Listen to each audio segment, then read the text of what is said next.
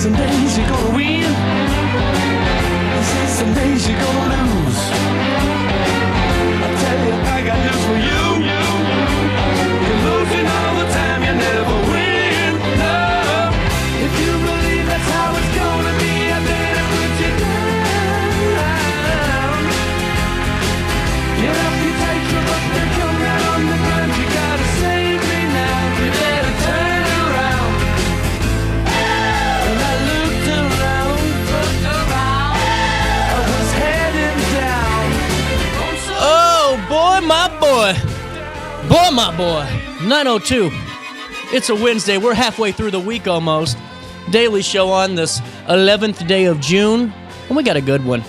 Love it when Sydney joins us in the show. She's going to be filling us in on Blog Talk and all the latest from her. Always enjoy having Sydney in the studio for a couple of minutes and getting the latest from her and what the news team's working on. 10:10, Lacy McDonald back in the studio. Been a month.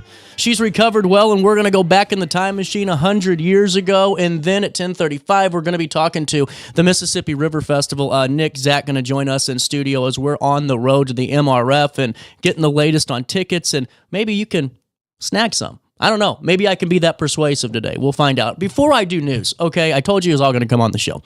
Busier morning. I'm going to put this PSA out there for all of you, and if you're guilty of it, reflect. If you aren't guilty, just keep moving forward. The left lane is the passing lane, okay? It's not it's a nice Wednesday morning, and the sun's coming out, and I can't wait to get out of the way. Get out of the way. I have never in my life, I mean, I don't drive fast. This is what I think is hilarious. Anyone that knows me knows I do not drive fast. Well, I'm an old man. But I had to get some stuff done today, and I'm trying to get back to work and get all these stuff done. I'm telling you, the left lane is not for you to sit in. It's just not. And if you think it is, get out of the way. I mean, I'm telling you, I probably lost 15 listeners today because I just can't take it. You're driving me crazy with it. Right lane is for you and your leisure, okay? Middle lane, if there's 3. Don't care if you're in the left lane when I'm not around you, but get away from me. You know what I'm saying? Just speed up, get in the right lane, slow down then, and quit hogging the road. It is just the most annoying thing in the world. Anyway, 9:04. Good show. I had to get that rant out of the way. I was getting steamed. We'll take you to top of the hour news now. Make sure you sign up for that daily email update and you'll never miss out. You can join myself and 70,000 people that are truly in the know with their daily dose of everything local, plus with our partnership with the Associated Press, national and statewide news, all at the touch of a button. Make sure you sign up for that daily email update called Around the Riverbend as well. We'll take you right to Jersey County first. We saw this news story start to break as our show ended yesterday, and we do have the full recap. Katie Abbey, the former treasurer of Jersey County, has pled guilty to a Class 1 felony theft charge after unlawfully obtaining over $50,000 from county bank accounts in 2024. Prosecuted by Attorney General Kwame Ralu's office, Abbey admitted to falsifying cash slips, checks to conceal the theft, using the funds for personal gain. She was sentenced to 45 days of home confinement, 30 months of felony probation, and was ordered to pay $58,453.76 in restitution. The Illinois State Police Special Investigations Unit uncovered the scheme, emphasizing their commitment to investigating public official misconduct. The case, it highlights the importance of holding elected officials accountable. Also in the news today, Ray A. LaFountain, 27, of Warden, was taken into custody by Troy police on the 5th of June, facing several charges, including his second offense of domestic battery, unlawful restraint, and interfering with the reporting of domestic battery. Authorities say LaFountain assaulted a household member on the 2nd of June, restraining them and seizing their cell phone to prevent them from calling for help. He also caused damage to the victim's phone and television. Already convicted of aggravated domestic battery in 2019 and under an active protection order, LaFountain reportedly threatened to kill the victim multiple times, and he remains held at the Madison County Jail pending further legal proceedings. Dale and Carol Newdecker have been honored by Pride Incorporated with the Legacy Award for their decades-long dedication to enhancing the community's appearance. How about this? This notable project, the big one, the Bucket Brigade, has mobilized volunteers to paint over 1,500 houses, transforming neighborhoods and inspiring similar efforts nationwide. Drawing inspiration from a Wisconsin city, they also introduced planters and hanging baskets on lampposts, which have become iconic in Upper Alton. Despite initial skepticism, Dale's vision gain strong community and business support, including Sherman-Williams. The Newdeckers' teamwork and perseverance exemplify lasting community commitment, encouraging others to contribute to their neighborhood improvements, and you can find out more on that write-up at RiverBender.com/news. More exciting news for Lewis and Clark Community College. Lewis and Clark Community College's College for Life program has received a $10,000 grant from Cargill to launch a Special Olympics team and enhance inclusive opportunities for adults with disabilities. Here's what we know. The grant will fund adaptive sports, equipment, and summer event uniting students from Lewis and Clark's Godfrey and Edwardsville campuses. Program Director Rosie Ellington emphasized the program's role in fostering community and inclusion, highlighting plans for intramural sports programs that integrates College for Life students with the general student body. The grant reflects a shared commitment to creating lasting, inclusive pathways and encourages further community and corporate support. You can see that again on RiverBender.com/news for all the details. In local sports, Triad delivered a commanding 10-0 victory over Champaign Central in the Millikan University Super Sectional, securing their spot in this weekend's IHSA Class 3A state finals. Hayden Bernruder led the offense with 3 RBIs, while Landon Loomis contributed with 2 RBIs and key hits. Nolan Keller and Drew Winslow combined for a 3-hit shutout, with Keller pitching 6 strong innings. That's really good. The Knights surged early with a 5-run second inning and contributed to build their lead throughout the game. Now 34-3 on the season, Triad will face Burbank St. Lawrence Catholic in the semifinals Friday morning at Slammer Stadium in Joliet, aiming for that state championship title, and RiverBender.com will be there every step of the way to make sure you're updated. Starting Thursday evenings at 5 p.m., XO Lounge in Edwardsville is now introducing what they're calling Boss Bish Thursdays. Got to be careful on that one. A special event designed to empower women and foster networking among business leaders and community advocates. Owned by Gina Gamblin, XO offers an elevated ladies' night featuring a nail bar, med spa services, specialty cocktails, and a live DJ spinning music by female artists. On the 12th of June, that's tomorrow, a new menu with food and drink specials will debut. Local vendors, including permanent jewelry sellers, will participate, and attendees can leave business cards for prizes and even spotlight opportunities. The event encourages self-care, connection, collaboration, and aims to build a strong community of powerful women, expanding their networks and friendships in a relaxing, fun atmosphere. And finally, in the news today at 9:10, the Alton Police Department has promoted Sergeant Andrew Pearson to lieutenant and named him Chief of Detectives. Congratulations, where he will lead the Criminal Investigations Division. Chief Jarrett Ford praised Pearson for his extensive investigative experience and leadership skills. Additionally, Patrolman First Class Mary Magard has been promoted to Sergeant, rightfully so, in the Patrol Division, recognized for her strong leadership and commitment to community service. These promotions reflect the department's dedication to enhancing leadership and serving the Alton community effectively. And at 9:10, that's what's happening around the Riverbend this morning. We'll take you right to weather. That was kind of a longer news. Normally, I fly through those. Hey, it's 77 degrees in downtown Alton. It feels like 84. Humidity will be a problem today, man. I am sticking to my shirt already. Yuck. Air quality at 78, which is moderate. Grass levels are moderate. Mold is low. Ragweed's moderate, and so are tree pollen levels, too. If you want a tan, today's the day to do it. UV index is 11. I might have to go up on the roof during lunch. Temperatures reach 87 degrees today, drop down to 64. Overnight as we head into Thursday. On Thursday, a high of 87, a low of 68 degrees. And then on Friday, the 13th, thunderstorms predicted, a high of 80, a low of 68 degrees. And then on Saturday, a high of 84, a low of 67. More thunderstorms predicted all throughout the day on Saturday. Don't anticipate getting your yard work done if you're planning to do it this weekend. Just a little FYI. On the 15th day of June, a high of 82 and a low of 65. That's a look at the next 5 days. Here's what's happening now in the heart of the 618. 76 degrees, it's 9:11. For time and temperature throughout the day, 618-465-4545. This time powered by Bounce Back, Rehab, Recover, and Return Home. Hey, while I have you, you only got a couple of more days left for this one. And, it's the season pass extravaganza. You know, what goes better than summer than Raging Rivers? You know what I'm saying? And think about this. It's been a busy morning for me. If you're only listening to this on Apple Podcasts or wherever you watch it, my hairspray's falling out, but I can be frazzled.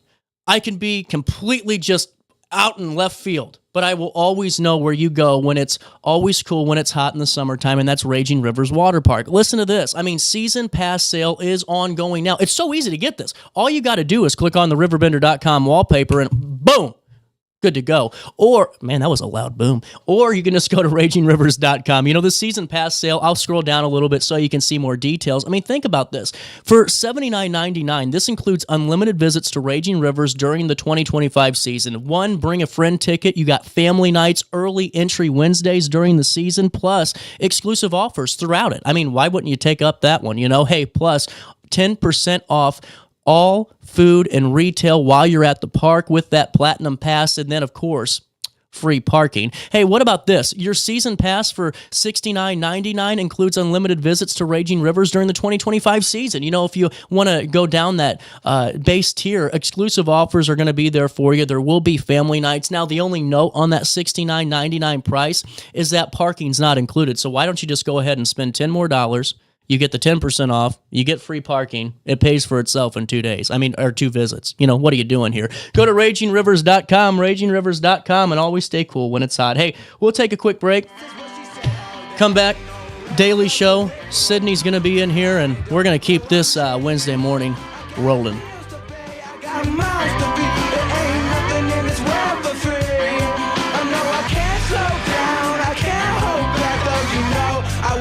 I could. Another ain't no rest for the wicked until we close our eyes for good.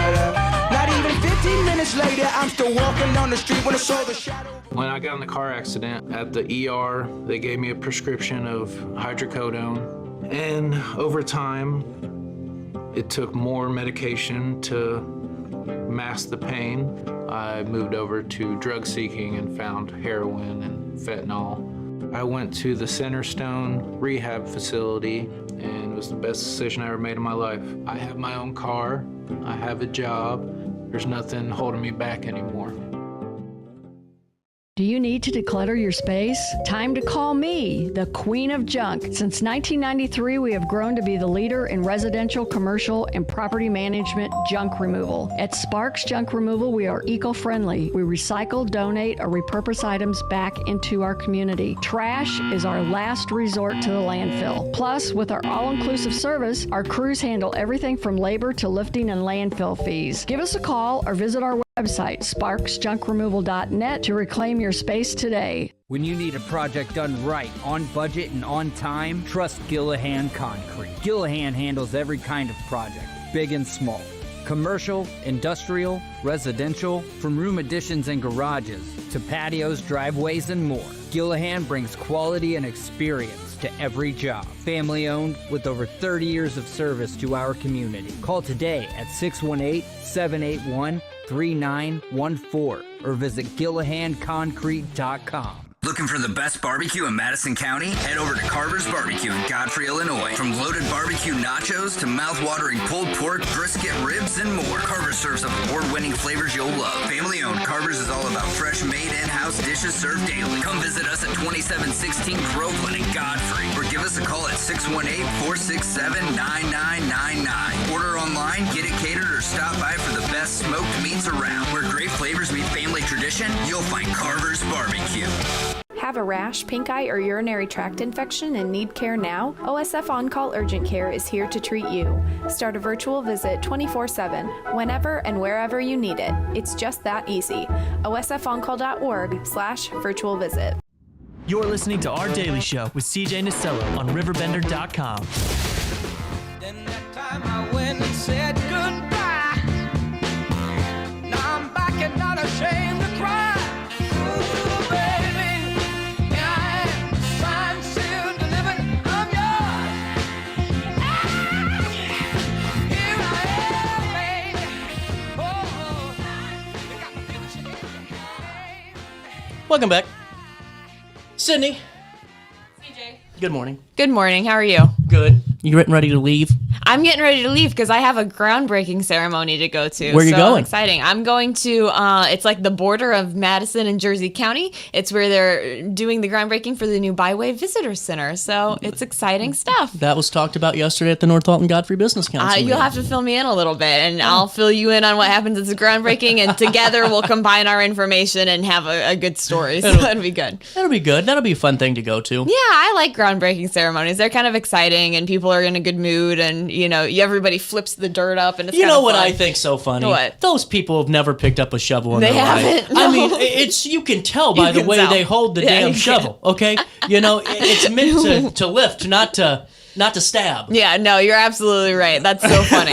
No, so I look forward to seeing that. I think it's kind of fun when I like when they, instead of just holding the shovel, they kind of like flip the dirt up in the air. Yeah. That's like exciting. Yeah, so that's a good picture. So I look forward to that. That'll be fun. What people don't know is those 4 people will be building the entire thing. Yeah, so that's very impressive. Everybody be impressed, please. I don't know. I always saw that, and you can always tell the experienced shoveler. Yeah, I don't want to use that verb, but Sure. Or adjective. Verb. No. What? Pronoun. Adjective, probably. Yeah, I don't know. Adjective, because I'm describing the person. Yeah, I have an English degree, and look at me go. I don't know anything. I don't, thank God. But, it's like you got the people that are used to the groundbreakings. Yeah, okay? true. And then they have, like, the form. They figured it out after the first picture. Like, you know what I'm saying? You can't just, like, kind of go, you got to go in there. You got to commit to the groundbreaking. You're digging. You're digging. You're breaking earth. You're breaking ground for the That's whole right. ceremony. Yeah, it's a big deal. So I like those kind of things. So that's where I'm heading soon. So you went to night market. I did, yeah. So so night market started. I don't know if you've heard, but it has begun, and it's very cool. So it is now on Sugar Alley on like the parallel to 3rd Street, intersecting State Street. Yeah, behind Cat Daddy's, which I didn't know existed. So I mean, I had driven through Sugar Alley before, it's like the parking lot, but I didn't realize it was like a venue space. You know what I mean? They've turned it into a venue space. So I went, and it was really cool. It's like a hidden gem. It's like awesome. They have booths set up, and I've only actually, here's a secret, CJ. I've actually only ever been to one night market before this past week. Really? I just never made it out here to one before. It's so fun. Actually, because I don't do, when I don't have to do a show, I kind of stay at home. Yeah. But I always used to go and wander the night market because it's a nice relaxing vibe. It's a very good vibe. No, Yeah. I really enjoyed it. So I went out with a couple of friends and went across the street to Max to their new space out there. Did you check it out? Checked it out. Very nice. Hung out and had some food, and then went over, and the excitement in the air, the buzz of Alton was happening that night downtown cool. as everyone was getting set up and someone was playing guitar, and it was really cool. And I walked 3rd Street and checked in on some of the shops that I don't get to go into too often because I just am, busy, and it was great to kind of chill in downtown Alton for an evening. 100%. Well, we drove by it, and it was freaking packed. Yeah. I mean, that sucker was full, and it wasn't even starting yet. Exactly, yeah. It was pretty amazing. Well, and now Hooky played, didn't they? They did. They were great. Well, and now I like this part of it. If it were up to me, I'd spend every weekend listening to music in a bar, or chowing down at a local restaurant, or shopping for gifts at one of the indie stores. Unfortunately, those things cost money. That's true.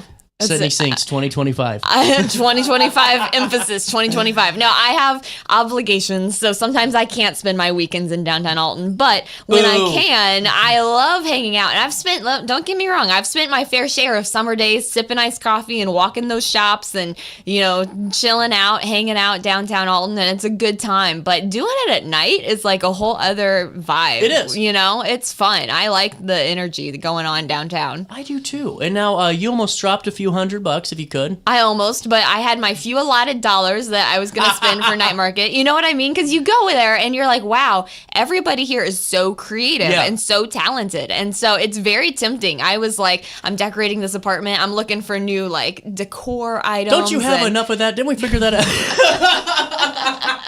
It's like these conversations I don't know. There's more to figure out. But yeah, so I was looking for decor, and there are spoon rings, which I love, and spoon rings, like spoons that are rings. Know what I mean? No. All right. Are they full size? But that's a big ring. No, it's like the end of the spoon that they turn into a ring. I wear one a lot, actually. I'll show you in a couple of days. Okay. But anyway, yeah. So all kinds of interesting things. I have seen that before. Yeah, right. Okay. So there are all kinds of fascinating things, tie-dye clothes and beaded earrings and all kinds of just really cool things. And I'm like, wow. And as someone who's non-creative, like I don't know how to do any of this stuff. So I was immediately like, wow, I'm down. Like, sign me up. I want all of this. So it was so cool. Well, and honestly, it's cool that you ran into so many people that you knew too and really made it a nice community thing for you. Literally, yeah. All these people, new friends and old friends, people I hadn't seen in a long time and people I see every weekend. We met up and I ran into folks and got to chat and had a nice experience just catching up with people. Is this going to become a staple of your week in the summer? I think so, yeah. I think I'm going to go. I can't go this week because I'm going to an Avril Lavigne concert. Oh, that's so right. Have to drop that out there. Is that Very the excited I don't about like your that. girlfriend? Yeah, sort of. Sure. Like, yeah. hey, you. Yeah. All right. Yeah, you got it. I was a skater boy. That was pretty good. Thank you. So I'm going to that. But no, I do want to go to more night markets because there was just such a good time and all my friends enjoyed it. And so it's going out. And similarly, I haven't been to the farmer's market yet this year. What am I doing? Man, I've been twice. Look at you go. I haven't made it out yet. I always wake up on Saturday morning and I'm like, oh my gosh, I'm still so sleepy. And so I miss it. So I need to go. So you know that's me. Yeah. I just don't have that. It's like, no, we're going. So it's happening. And I'm like, get up. Okay. Yeah. So when you go, do you get like the vegetables and the produce or no? Well, what do you do? We haven't yet. I don't know. I like walking around just seeing. So like normally it's just like soaps and right, those kind of things. We went to saw Skeeto Pelt because Skeeto Pelt was up at Troy First Fridays. Yeah.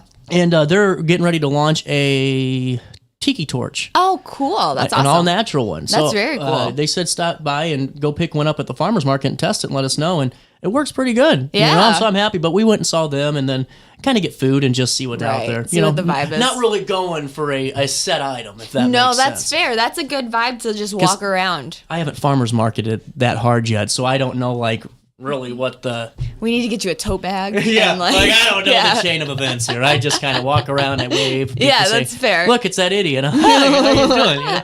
You need a tote bag and like a grocery list, and you need to go for the farmer's market. Man, they had some good food there last weekend, though. Yeah, it really smells really good food there. So now, did you guys stay for like after night market? Did you hang out for a little bit? No, I wish we did. No, I was there until probably like 8:30, and then I was like, geez, I'm sleepy. So I went home. But but no, I do want to hang out and go to next door to Chez Maryland. Yeah, because they had the after party. Yeah, that'll be really cool. So not this Thursday. Yeah. No, not this Thursday. Next Thursday. Yeah, you're right. I see what you mean now. Yes, I'm out, but the after party will continue this Thursday. I think I'm going to go. You should. Yeah, let me know what you think. It looks like it's going to be really fun. So, see, I don't know. I feel like it would be fun to like vlog things. Yes. But I don't know how to do it. I don't know either. Because like these people make it look so easy. They're just walking around like a street somewhere. Maybe it is, and I'm just putting way too much thought into this. Maybe you just need to give it a shot. It's like when when the hot dog mobile was here. We went and did it. You did it, and kind of similarly. Maybe you should just go for it. Like maybe you should make TikToks. Maybe I do want to say about the hot. Maybe that might not be too far off. That would be fun. Influencer era. Yeah. If people look at me as an influencer, we are done within 5 years. But what was I just gonna say? The hot dog mobile. Hot dog. I'm telling you, Fox News stole that segment from me. Yeah. I was just flipping through because I always have the 4 news stations on at all times. Yeah. And I was like, oh, let's see what. I'm like, that's Sizzle and Sarah. And I'm like, oh my God, that's Steven. And it was a week after. I'm telling you, they watched the show and they stole the segment. And they had a much better tour. Ridiculous. Well, that's because they had 5K cameras. Yeah, and, unfair. We made had it your work. Phone. We did our best we could. And yeah, you did great though. That was great. Let me ask you about the night market vendors and vendors in general. Yeah. How do you avoid the "are you going to buy something" conversation? Here's the thing. So I'm really good at it. Are you really good? I need some tips. So maybe I am. Maybe people always see me and they're like, all right. But but so these people, again, they are so creative. They're so talented. I want to buy all their stuff. The thing is, I just can't. But I do like to look at everything. Yeah. So I go to every booth and I check it out and I think to myself and I don't know about you, but I have to think about things before I buy them. So like maybe I see something I really like and then I'm like, I got to walk away away for a minute and come I just back. buy. That's Good my for problem. you. No, you're decisive. That is not a good thing. That is just like, all right, yep, good. You're good, decisive. good. I respect. There's no. There's no right now. It's just not good. At least you can think about it. I do make myself think about things before I buy them. But no, so what I do is I'll go to these vendors and I'll talk to them for a second and see their wares and check it out and all that thing. And then I'll say, okay, we're going to do a circle. We're going to come back. And so that's true. I'm not lying because I do come back. Okay. I'm like, wait, you get them all in a like you set the items in a circle? No, okay. I do a circle of the night market or the vendor fair or whatever, and then I circle back to anything that I really want to buy, and then I come back and I'm like, and the thing is, I feel like they are so overwhelmed with customers and people too that like probably they don't realize that like you don't come back, but it is always kind of awkward when you're like, well, I'm not gonna buy yet, because like it's like when do you find the exit line? Yeah, you know, because like my problem is it's a me thing. Mm-hmm. I have to start talking right away so it doesn't look like I'm shoplifted. Yes. I don't know why it is that. Because I honestly, like, I'm a good kid. You are. Now I am, but for 5 years I was. But it's just like, you know, I always go back to 7 years ago, and I never stole anything because I've always had everything I've wanted. I'll figure it out. But it's like every time I'm there by myself, or I'm just standing there, or even in a store, and I don't buy something. I do. I can't help it. Not just you. I feel like everybody. I feel awkward about these things too, and I like to like especially these vendor things. These are things that they spend so much time on and money on that I don't want them to think I'm gonna steal it. So I'm looking at these rings, for example, and I'm like, oh, these are beautiful, and I'm picking them up and I'm examining them, and then I'm putting them back, and I'm walking away like this, like hands up, like I didn't take it. It's all good. Pockets, you're throwing. I promise. No, but and the thing is too, I'm nosy and I like having conversations with people. So like I already start conversations and hear about these things and learn more about these wares, which is really cool. Mm-hmm. But then it's like, okay, now I'm not gonna buy yet. So I'm sorry. I'll circle back. I'll come back. I promise. But if anyone sees me at the night market, please come say hi because I like talking to people. Come say hi to me. Yeah. Go say hi to Sydney. Yeah. We're going to take a quick break. We're going to come back and wrap up the segment here in a couple of minutes. You stay there. We'll stay here.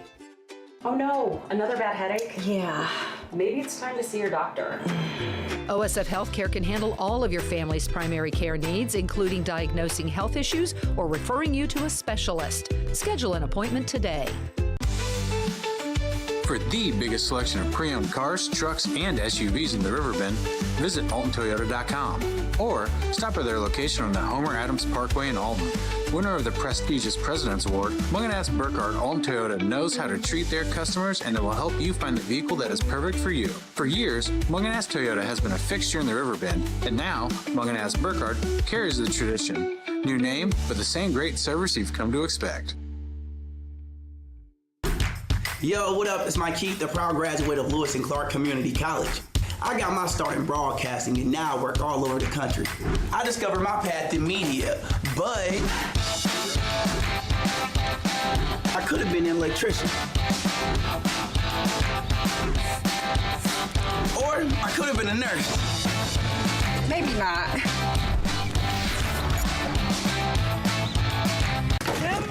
With over 20 years of experience, Wilson's Tree Service has the expertise to handle all of your tree care needs. Licensed and fully insured, their team of experts are dedicated to providing reliable service. Plus, with a 24-hour emergency service line, Wilson's will always be there for you. Don't risk tackling that timber by yourself. Trust the local professionals at Wilson's Tree Service. Visit treeservicealtonil.org to get started today. You're listening to Our Daily Show with CJ Nasello on RiverBender.com. We're gonna take a trip across the sea. Everybody come along with me. We're gonna hit the night down in Gay Paris. Do you know what the best part of that rant is? Let's hear it. It's 9:30. Welcome back. I was in a red Corolla, running, like just telling people, get the hell out of the way. Get out of the way. I mean, I just never start. It's like everyone's just in this mindset. It's my world and everyone else is just living in it. Yeah. Get the hell out of the way. You know what I saw yesterday? It was kind of interesting. It was a car in the middle, like I call them the suicide lanes. Yeah. I don't know what they're called, but technically, one of those lanes with their hazard lights on. And I'm like, that sucks that you're like in the middle of something. But why are we in the middle of the suicide lane? Like, what are we doing here? Well, I got one better for you. Remember when the torrential downpours came in the gates of hell like a couple of weeks ago and the thunderstorm? Absolutely. I was on the highway. I couldn't see. So being responsible, you slow down to where you can see because everyone's got their flashers on. Someone stopped in the middle of the highway and would not get out of the way. That's so weird. And it's like, who do you think's going to be at fault here, pal? Just because you decided you didn't want to drive and had a meltdown ain't my problem. Get off to the side of the road.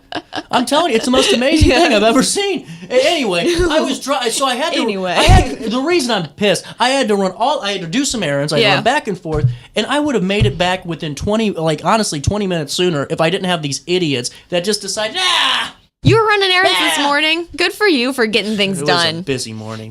But like, shout out for you for knocking things out in the morning, because I get up in the morning and I'm like, oh my gosh, okay. First of all, got to get some coffee in me, got to get going. It was kind of it was almost, I don't want to call it was an emergency kind of, gotcha. You forgot had to do some stuff and I had to go run it up to daycare and everything. Fair, and it's like, so I mean, it wasn't half, like, all right, here we go. On the way back, I forgot that I had another thing. There was another appointment. I'm like, oh my God, this is not going to end well. Lots to knock out. Get out of the way! Anyway, back to night market. So are you going to take your friends, you think? You guys can keep going? For sure. Let's go. Everybody, the more the merrier. My friends love going out to downtown Alton too, so all together. That's cool. Well, I like that it's over here. Yeah. I mean, it was cool at Jacoby's old spot and Jacoby Furniture, whatever you want to call that building now. But there was something missing for it, I think. And now to have it here where you're really in the heart of downtown with Jacoby and Mooneyham and all these other great bars and restaurants and Max. Oh my God, this is a win. Very cool. Yeah. And Cat Daddy's is kicking ass too. I mean, they're doing a lot for their outside venue and don't want to take it away from, because I mean they're providing space too, busy, so they're helping out and contributing to this. Big shout out to the Cat Daddies and that green space right there. It's a great spot for it. Really, they found an awesome little location for it. But no, I stopped by Jacoby too to see their new space because I hadn't been there yet. You told me you were going to. Yeah, I had to see it. I'm just a nosy person, so I had to see what was going on. So it was interesting though. It was a beautiful space and they had huge windows and it was cool. They were doing like a clay craft that night if you wanted to pay a couple dollars to like experiment with this new medium. And I was like, I'm busy right now, but I wanted to go see what else was going on with night market, so I didn't get the chance to stop, but I have to go back because it looked awesome. So it's very cool. Highly recommend stopping by Jacoby. I love all their classes and stuff.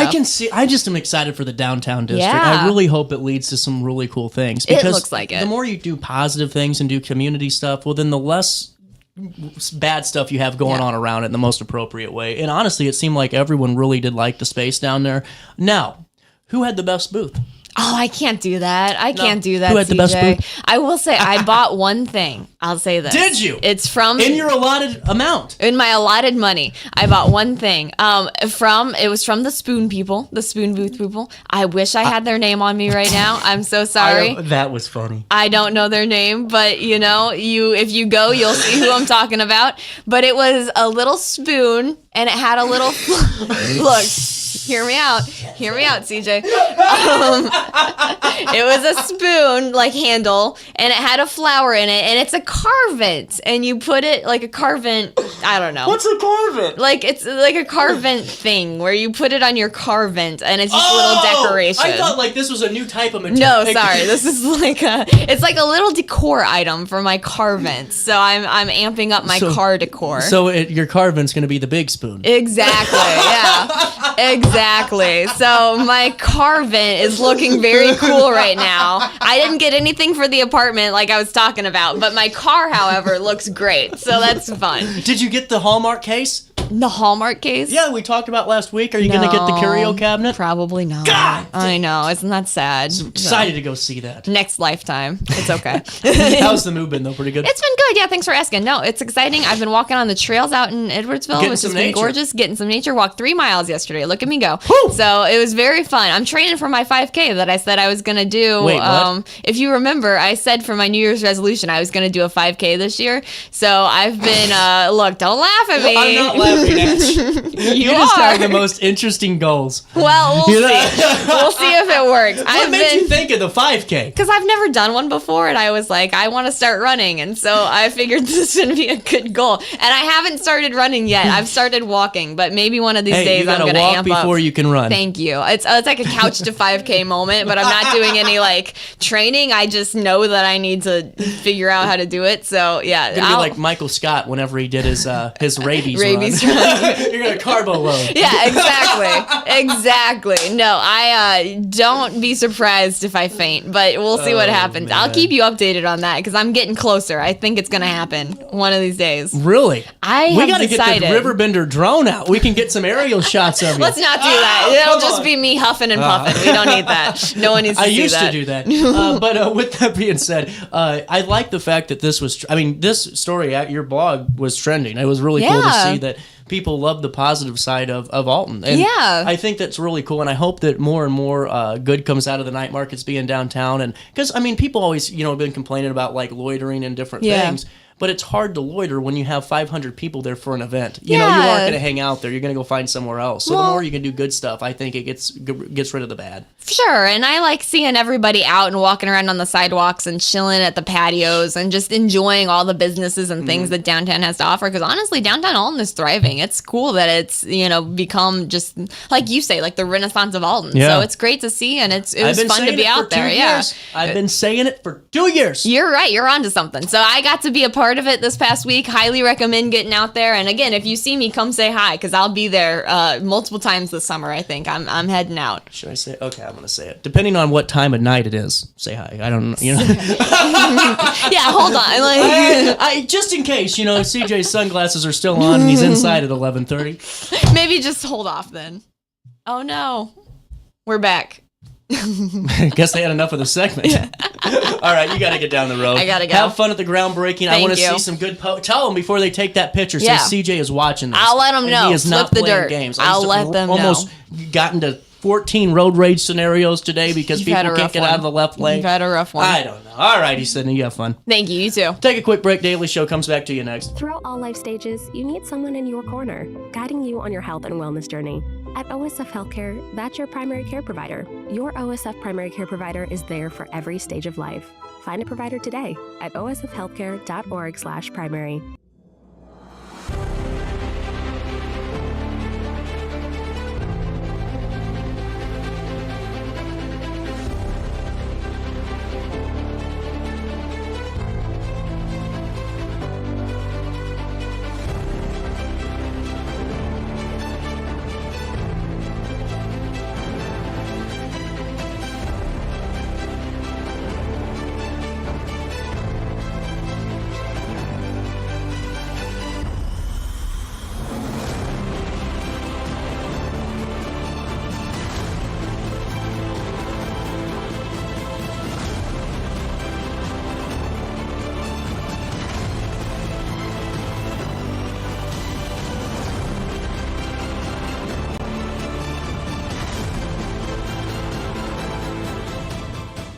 Since 1993, Sparks Junk Removal is always adapting to the needs of our clients. That is why we now offer weekly trash pickup for selected areas. Plus, we offer driveway-safe rubber-tired dumpster rental. Give us a call today at 618-781-1407 or visit us at sparksjunkremoval.net. When I got in the car accident at the ER, they gave me a prescription of hydrocodone. And over time, it took more medication to mask the pain.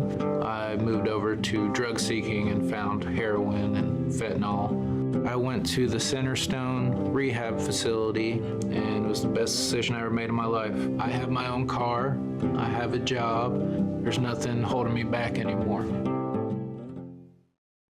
You're listening to Our Daily Show with CJ Nasello on RiverBender.com. What I'm going through, I just can't smile without you. You came along just like Welcome back. Little Barry Manilow for you. So, go out to night market is kind of the moral of the story. And honestly, I just keep up when more communities do those type of things. It's always fun, and to have that kind of block party-esque kind of event is really cool. I hope to see you there at night market. This coming Thursday, I'll be there for a little bit, and we'll have a good old time, and just excited to bring you the sights and sounds. We might do a remote there once. I think that'd be fun. We're right across the street anyway, you know? Hey, I got a question before we move on. As you guys, so I want to break the ice. Number one, I want to break the ice from the studio. I don't know if you guys have heard me say this, but some of you probably have.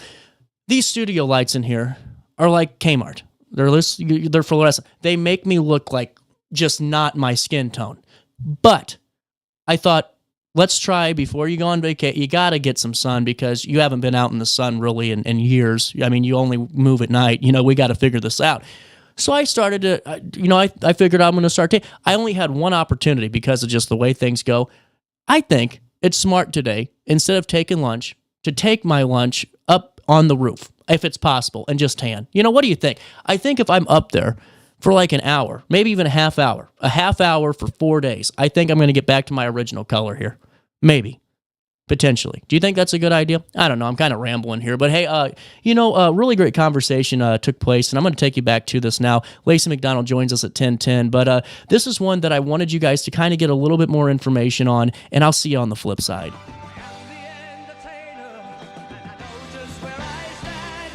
Another serenader and another long-haired band. Today I am your champion. I may have won your heart, but I know that 10 o'clock flat in downtown Alton, heart of the 618 on this 9th day of June. You're watching our daily show on Roku TV and RiverBender.com. CJ Nasello here with you. Now with Don Mathenia, Love and Blood in the Heartland. It's more than just a collection, and it's a realization of this really cool dream. Don, thank you so much for coming on the show today. I'm excited to be here. I'm excited about the book. I've had so many people encourage me over the years to get a lot of these things published. I've been writing in earnest since my college days, so we're talking mid-60s here. Wow, that's a lot of writing. One of my college professors there, Dr. Ann Bernard, really got me started. I had my first poem published in the college. I don't know. It's a little publication of the English department called The Vortex, and actually that same poem is in this book right here. I was just telling you, and I'll tell the people watching here, just got my copy today. Individual copies people have been ordering for the last week. They're getting like in a few days, like 2, 3. My bulk copies aren't in yet, so that's how new this is. Yeah. But I thought the most interesting thing for everybody would be if I just share some of what is the topic or what the book's about. Please do so. I think that's definitely the best way. Okay. Well, I'll start out by introducing the star of the book is right here. It's my dog Snippy. And there's a story. He was a stray. He came to our house, and when I don't remember exactly how old I was, but I was about 4, and he was actually stolen by some people, and he found his way back home. But this is he must have liked home. He apparently did, and he looked like he'd had a rough time of it. He was kind of beat up. I don't know what he went through coming back, but I mean that story is probably going to be one of the favorite poems in the book for a lot of people. And Mayor Mike Morrow wrote my foreword, and he concentrated on that. He loved that. He loved that. But that was my buddy. Of course, that's after he came back. I was quite a bit older there, but he first came and was stolen away from us when I was like 4 or 5 years old. Oh wow! But a lot of the stories are centered around my growing up in Pike County. I was actually born in Pike County. My dad pastored a church in Pearl, Illinois, and this would have been 1945. I think he came there in 2 years before I was born. I think 43. But anyway, Pearl was actually a booming town at that time. There's not much left of it now, but a lot of river towns that's happened Same way, yeah. But Pearl, Illinois, some of you might know this if you know anything much about Pike County, but this shows you how Pearl got its name. Pearl buttons. Really? Pearl buttons. There was a button factory there, and the buttons were stamped out of mussel shells. Are you serious? That's Yes. incredible. Yeah, so mussel shells, they're just beautiful on the inside. Yeah. And used to be a lot of the roads around there, they didn't use gravel. They had the mussel shells that had the stamps out of them. That's what they paved the roads with. No kidding. Yeah, they're like the dirt roads. Wow, that's cool. Yeah, and like one of those roads where even when I was growing up, I could find a lot of those old shells with the holes stamped in them on the road to Abby Nelson's Fish Market, which is down at the river. But that's so cool. Yeah, I didn't know that. And that it spells out Pearl. I did that up closer so you see the buttons pearls, better. yeah. But that was actually posted on the wall in the filling station at Pearl, which just closed recently. I didn't know that until I went over there on Memorial Day. I was going to my parents' and grandparents visit the graves, which is Green Pond Cemetery, which is there in Pike County. And they were closed. I was very sad. I was going to stop in there and talk to those people. But I hope that doesn't get lost in the shuffle somewhere. That needs to be preserved. I 100% agree with you. That's pretty darn cool. Yeah. And when I was almost 2, I was just short of 2 years old. It was in August, I think, 21st. The date's in the book. We had a flash flood in Pearl, and it was just an enormous tidal wave of water that came in, and our house was right by a creek there. And I can't explain how all the water came in or where it came from, but it was not a river flood. It was a flash, not per se. It wasn't like the whole area of the river came up. It was a flash flood, so it went down pretty quickly, as quickly as it came in. But it came in late in the evening, and it came in so fast, people had no time to get out. Absolutely no time to get out. And so I've heard these stories from my mom and dad and various people. And my Uncle Harry, actually, my mom's brother, took a lot of great pictures of the aftermath of the flood, which I have no idea what happened to those pictures, sadly. Yeah. But cars buried in sand, you can just barely see the tops of the cars, that kind of thing. Mm-hmm. But people had to climb trees, get on top of buildings. They had no time to escape at all.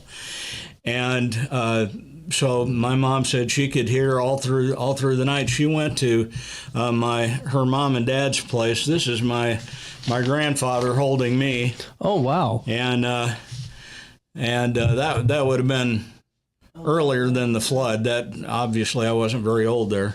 But she went to their house with me, and my dad and my 2 older brothers stayed at our house to try to save things if they could. The water was coming up so fast.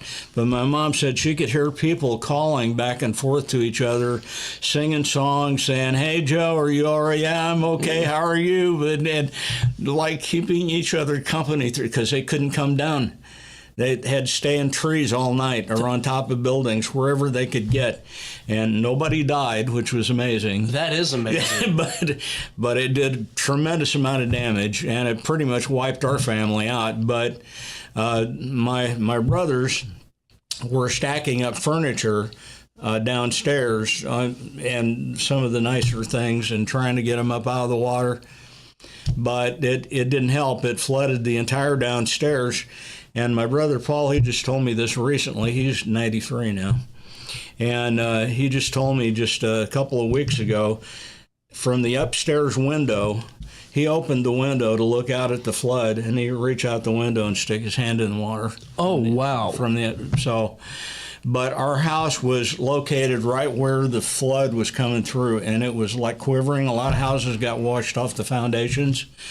And my dad was really afraid that was going to happen to ours. And, of course, he was praying. Everybody was praying. I bet. And a house that had washed off the foundations came roaring in and lodged between two trees right in front of our house and broke the current. There's a poem in there about that. And there's a poem about the aftermath of the flood and about a grocer and what happened to him and how he ended up sitting in a rocking chair with water up to his neck. That poem's in there. Well, and this is what I find so fascinating. You're telling your life story through these poems. Yeah, exactly. This is what I find, and it's a unique story too. And what I find so fascinating is one that I think people can connect with just from maybe similar circumstances or what have you. You know, and I think that's really important. I think so, and I really hope so. My grandfather was a blacksmith, and also no way. Oh yeah. I've been talking about. I had a blacksmith and his daughter, who's now a blacksmith, on the show about a year, and ever since then I've been so fascinated with this. I have no talent at all, Don. I'll be honest with you. That's why I talk into a microphone. We can talk, CJ. That's it. That's all I got, Don. I'm telling you, it's all downhill after this. But whenever you look, especially at old blacksmithing and all the older work and just all the time that went into, even with my great grandfather, they were glass blowers and seeing so. Oh yeah. It's just crazy to see the old and really just the time and really the dedication into each piece. And I'm sure with your grandfather it was the same way. Oh, it was great. He, my aunt and uncle had a little movie theater in Pearl, of all things. Really? And when I was 2 years old, my mom's sister, my Aunt Laura, actually took me down to the theater to see Bambi, which was re-released in '47. Really? It was not the original release. It was re-released.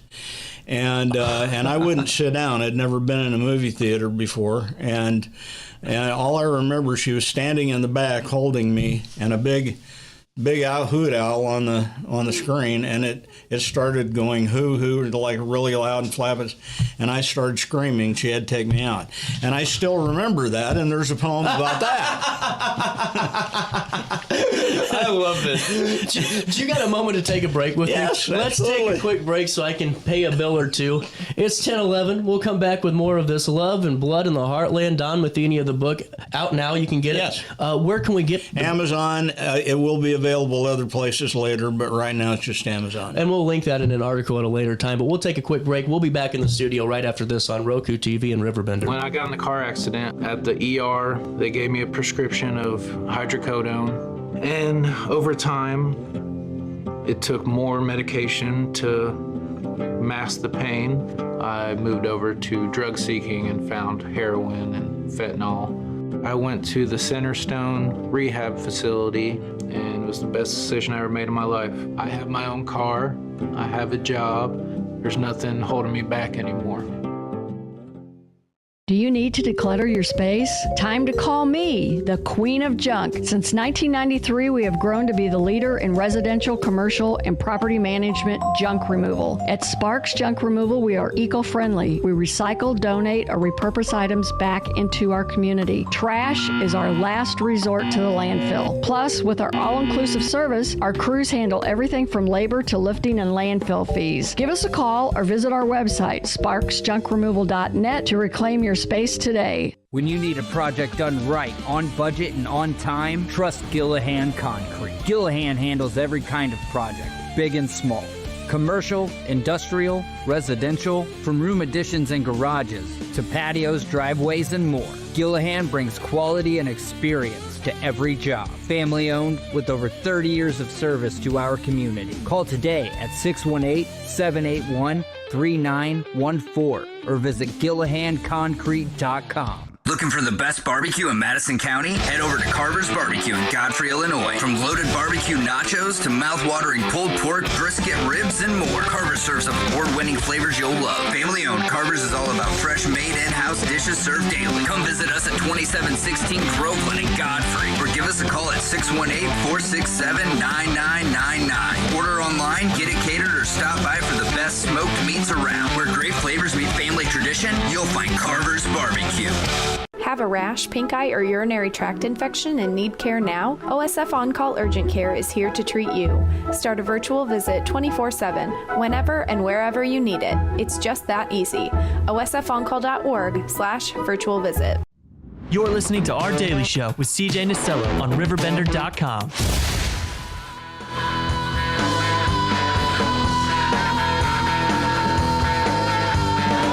Welcome back.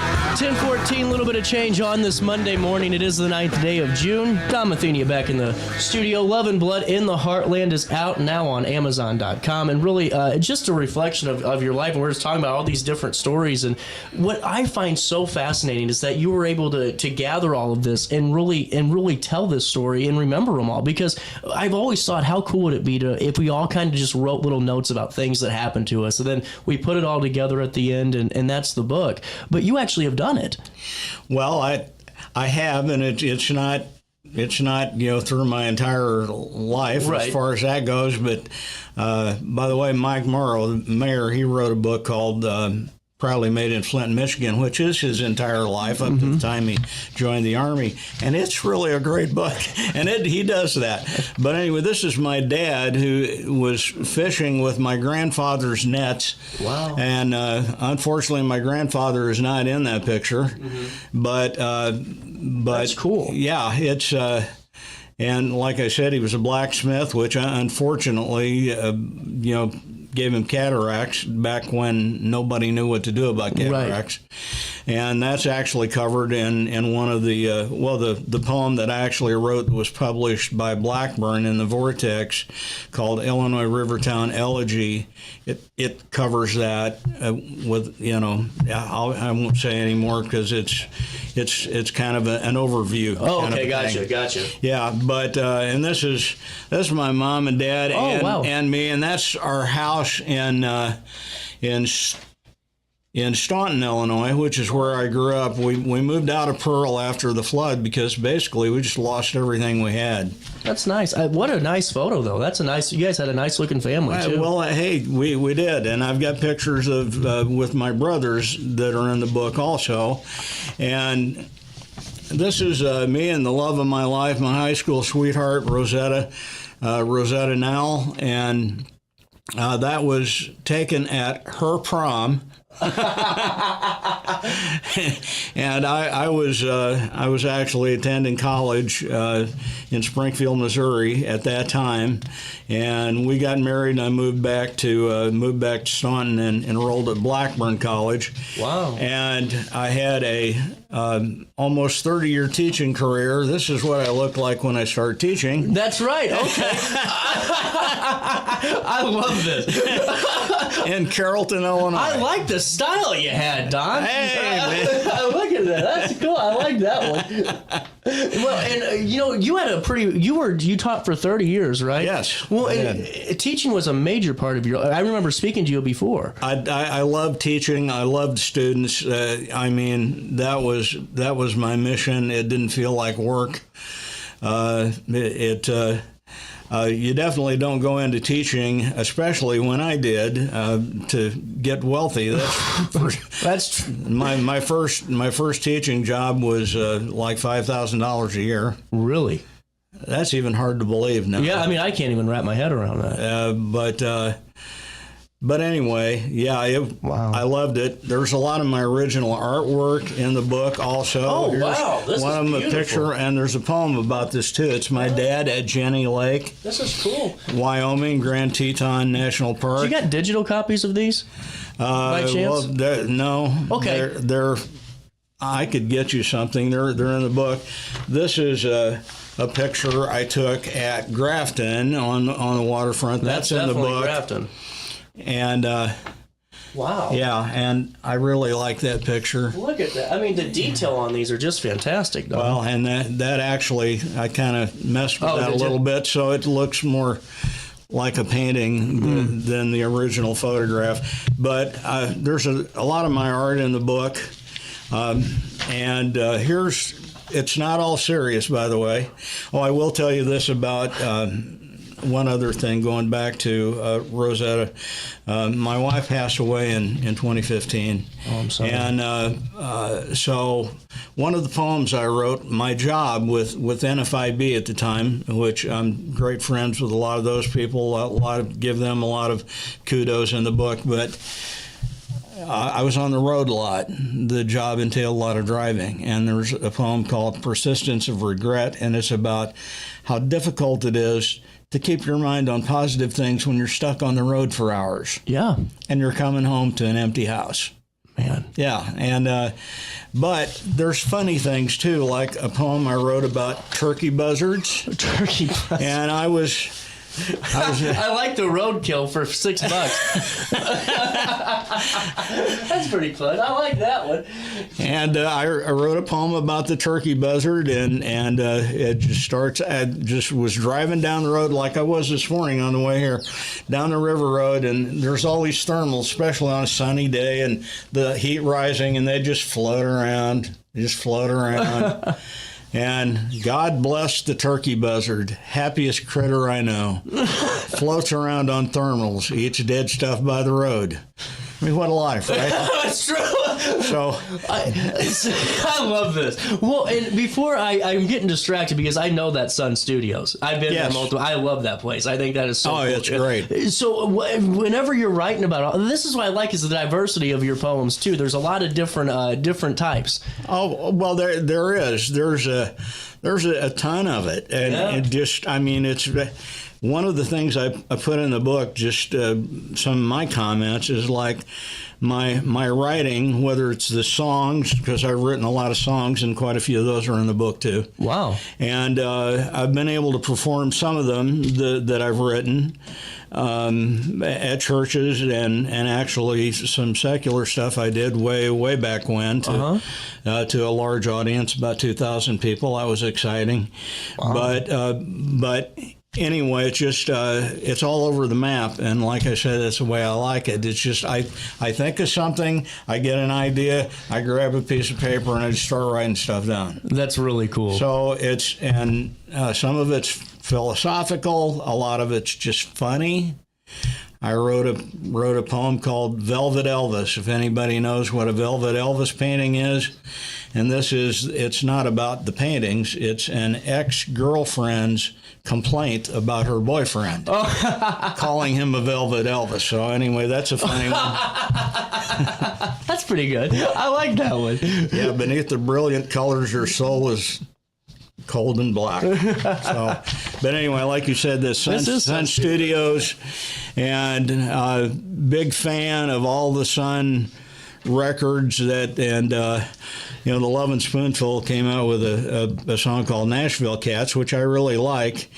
And they're saying the Sun records are from Nashville. No, they're not. No, they're from Memphis, Tennessee. Yeah, that's right. But anyway, I love that. And I do have a lot of songs. A lot of them are gospel songs, if you want to call them that. There's one called It's a Jesus Thing. Pardon me, It's a Jesus Thing.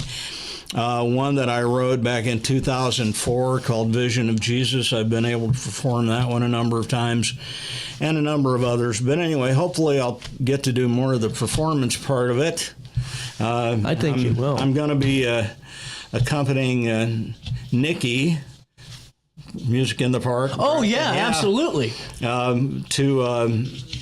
To do karaoke at Abigail's this Thursday. So that'll be fun. Yeah, I'm looking forward to that.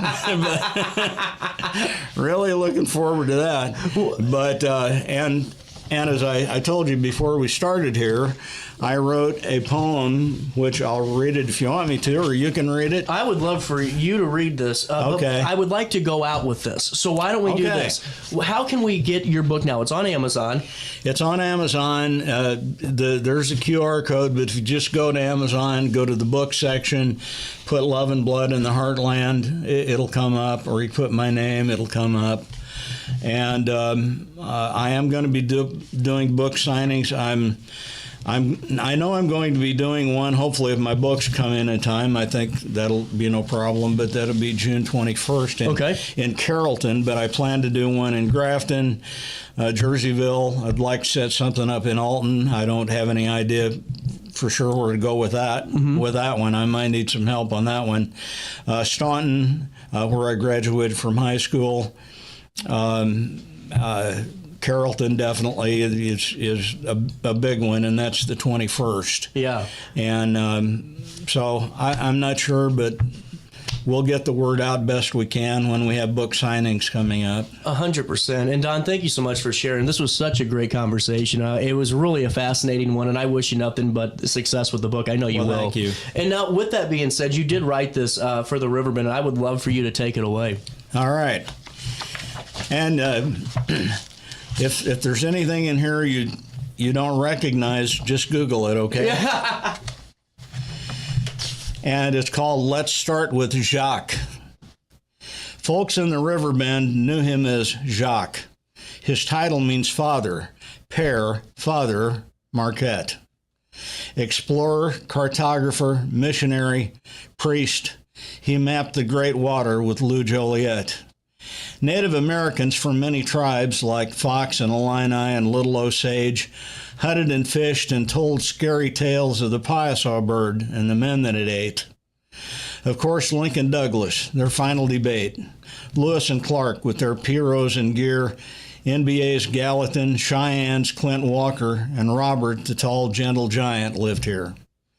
Steam-driven, smoke-belching paddle wheel boats, Sam Clemens ringing the brass pilot's bell, Miles Davis setting new standards in jazz, and the great rivers have their own story to tell. The wide Mississippi bends up toward the north to Grafton's high bluffs where the bald eagles preen. Its confluence there with the Illinois River creates a peninsula, fertile and green, Calhoun. It's locally known as the Kingdom. Rolling hills, hollers, the fields, apple trees. Then passing by Alton, East Alton, Wood River, the two mighty rivers turn southward and east. Riverbend, this is a world all its own. More than our words or a map could define. A balm for the soul, but alive and exciting, historic and timeless. All at the same time. That's great, Don. Thank you so much for that. That was wonderful. You're welcome. You can get a copy of Don's book on Amazon, and I'm gonna save this and put that in the article too, because I think that's really cool. Don, thank you so much for your time. We'll take a quick break, and we'll link everything on a write-up on RiverBender.com. You stay there. I'll stay here on Roku TV, and we'll be back after this. Throughout all life stages, you need someone in your corner, guiding you on your health and wellness journey. At OSF Healthcare, that's your primary care provider. Your OSF primary care provider is there for every stage of life. Find a provider today at osfhealthcare.org/primary.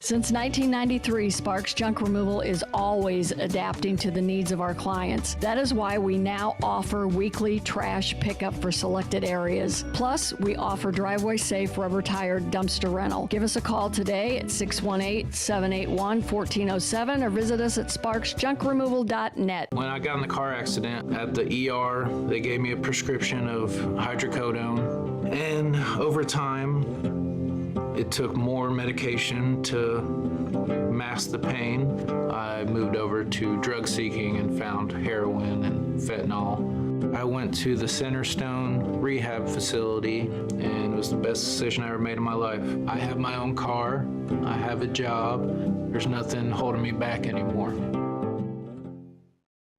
You're listening to Our Daily Show with CJ Nasello on RiverBender.com.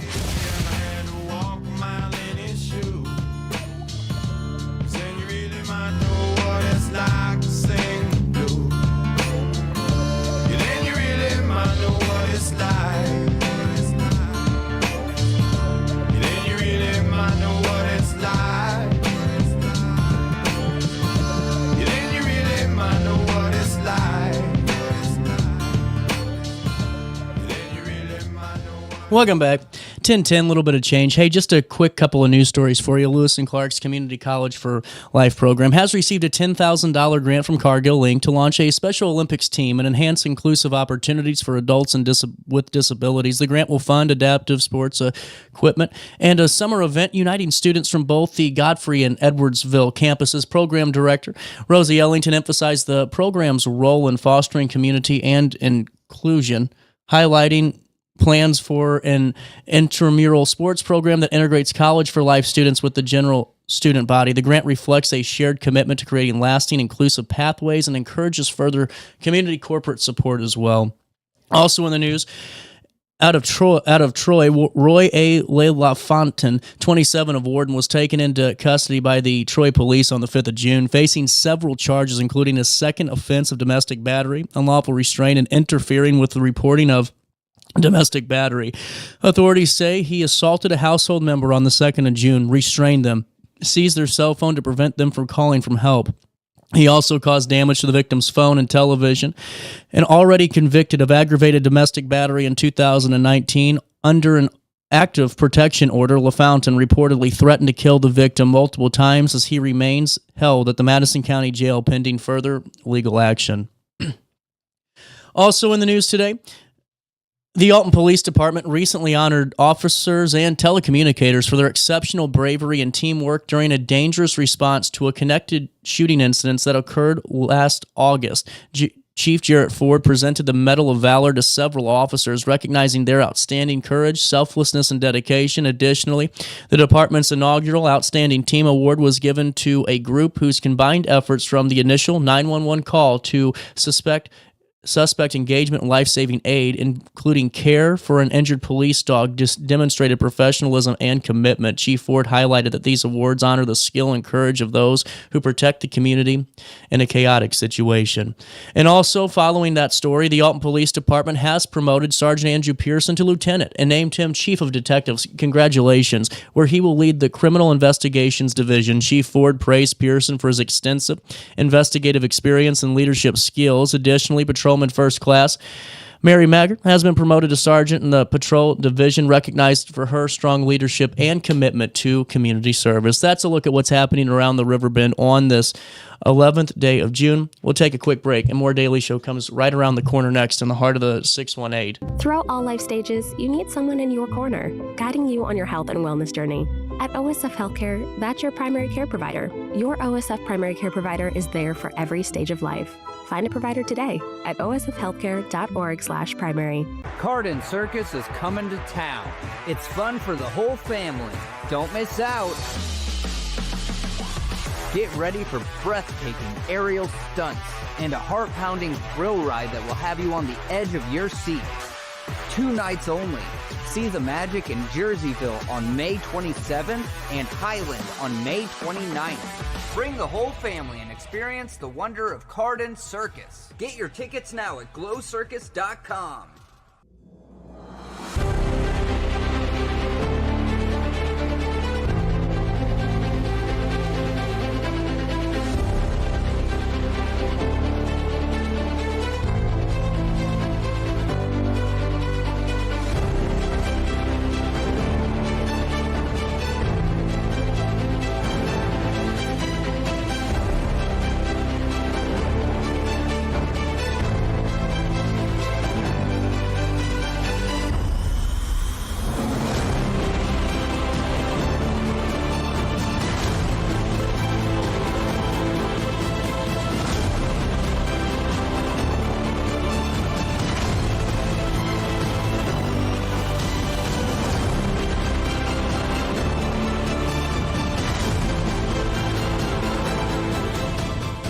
Since 1993, Sparks Junk Removal is always adapting to the needs of our clients. That is why we now offer weekly trash pickup for selected areas. Plus, we offer driveway-safe rubber-tired dumpster rental. Give us a call today at 618-781-1407 or visit us at sparksjunkremoval.net. When I got in the car accident at the ER, they gave me a prescription of hydrocodone. And over time, it took more medication to mask the pain.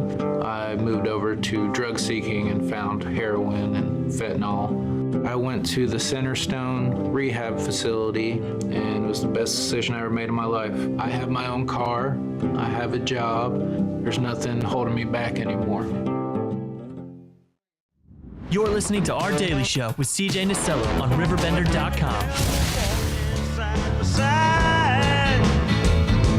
I said, hey, Carmen, come on, let's go downtown. She said, I gotta go with my friend. Welcome back. 10:15. Lacy is back in the studio after a month. Yeah. How are you recovering? I'm recovering pretty well.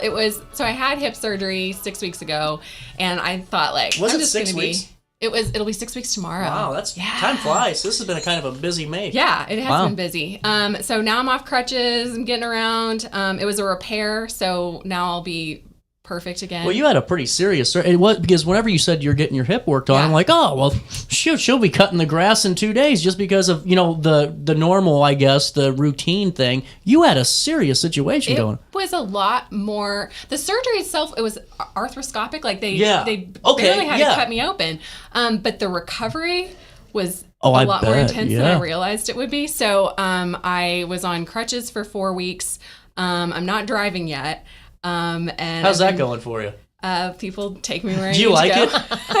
No, I would like to be. I don't love driving, but I would like to be able to drive. See, you know what's funny? I could not have a driver's license again forever, and I'd be so happy. I love being driven around. I get to act like I'm in the back of the limo when I'm really in the side of a old Ford Ranger, but it don't matter. I just still feel important. Tell people how to drive. Yeah. Right. Oh, I'm so good at that. I am the best at telling people how to do things.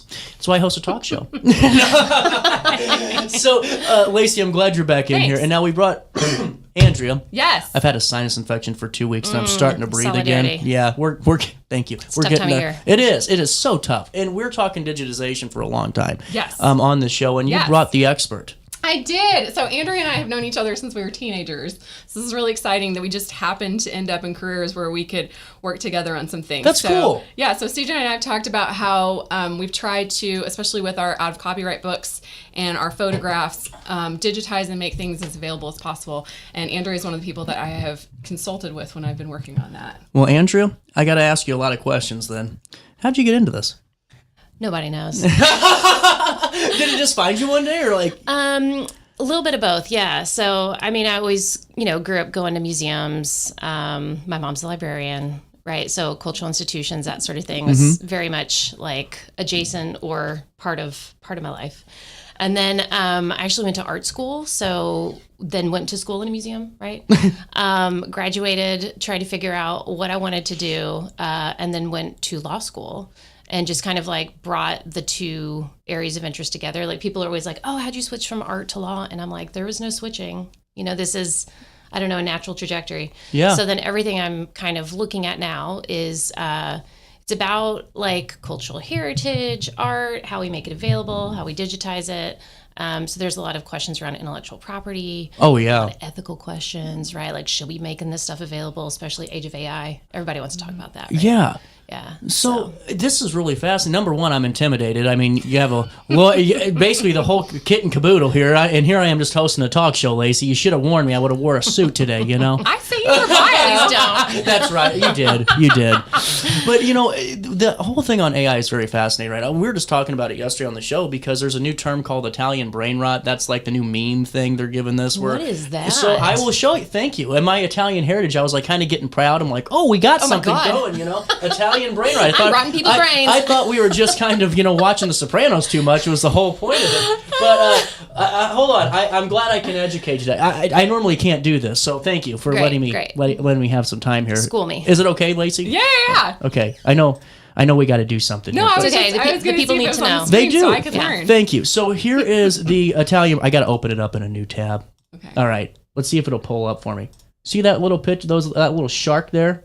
Okay, he's got shoes on. Yeah, that's the first thing I noticed. This is all it is this very obvious AI-generated things. Like they made a cappuccino woman, and it was pretty fun. Like she was just had a head of, and it was a cappuccino cup, and then she was the body. Oh, okay. So they're doing that with AI. But we were talking about, because that's fun and that's cute for kids. But what's scary is I was on YouTube Shorts, and it has nothing to do with my political affiliation. But the president was at the Oval Office, and they had him saying some wild stuff, and I had to go back and look just to make sure. You never know. It was all completely AI generated. Yeah. It was the scariest thing because, we were talking about martial law in the Oval. All of this crazy stuff. And it's like, where does it stop? And I'm sure with digitization, you could really get into a nasty place with, having AI almost not distorting it, but creating its own interpretation of a piece. Well, yeah, it's true. But then if you think about the purpose of making things available, it's so that source, the reliable source, is now available for people to check that information against, right? So it's a way to improve information literacy, but also kind of like reliability on information that is out there. Is that what you're utilizing it for? There's a lot of things, right? When you think about also the histories of cultural institutions, a lot of them have things in their collection they should not, right? Right. Yeah. That were taken through colonization, forced occupation, armed conflict. And so there's a lot of questions about, like, when we think about global audiences versus local audiences, who the audience really should be with respect to some of these materials that institutions are currently caring for, right? Now, can you explain that a little bit more? Because to me, I would think that, all pieces would be meant for a global audience, but I'm kind of new to this. What kind of separates that discrepancy? Well, it's more about the cultural preferences. Gotcha. Okay. In relationship to whatever the item is, right? Wow. So, there's also, for a long, long time, people were digitizing things to use internally, right? What do we have in our collection? Where is that? Do I need an image so that someone can use it in a book because they're writing about this specific thing? And then the cheaper the digitization became, and also online platforms, for uploading things. So people don't even need their own online collection anymore. Right. They can upload images on Wikimedia Commons, so long as those images are out of copyright, right? But then what that means is people who were very excited about open access were like, oh, let's put everything online, without actually thinking we've got an image of someone's ancestor in our collection that we've now uploaded in bulk, right? So what do we do with ancestral remains, right? Should that image even exist? Yeah. Especially when you're thinking about now anyone can use it for any purpose whatsoever. It's going into these big AI data sets. So these ways of thinking about how we care for the collections, but also the images of the collections and who should have a say in those things, are actually a way of inserting better care into whatever that looks like internally for the institution, because we're aware of what it looks like when we do upload it. That is so fascinating. And when you're starting a project, and you're, maybe it's let's just say it's a bigger project that you got to work on, like with Hainer is digitizing all of the 8 billion photographs that you saved from the Telegraph building. But what is the first step when you really start this process? Is it really the organization side of things, or you just roll your hands up and say, we got to get to it? Yeah. It's being okay to get messy and make mistakes. Right? Yeah. Really? Yeah. And usually identifying one set of images that may be really cool, that we're going to have some sort of purpose or desire, around people wanting to engage with them. So something that we did, so I live in the UK. I'm sure you can pick up from my accent. What part of the UK are you? We met in Arkansas. Yeah. We met in Arkansas. My mom moved to Missouri, and then Lacy's family moved to Iowa, and now they're just around the corner, respectively, right? A couple hours, so it's great because every time I come home, I get to see her. But yeah, I live in the UK, and one of the museums, the smaller museums that I've been working with there, is called the Royal Albert Memorial Museum. It's in Exeter.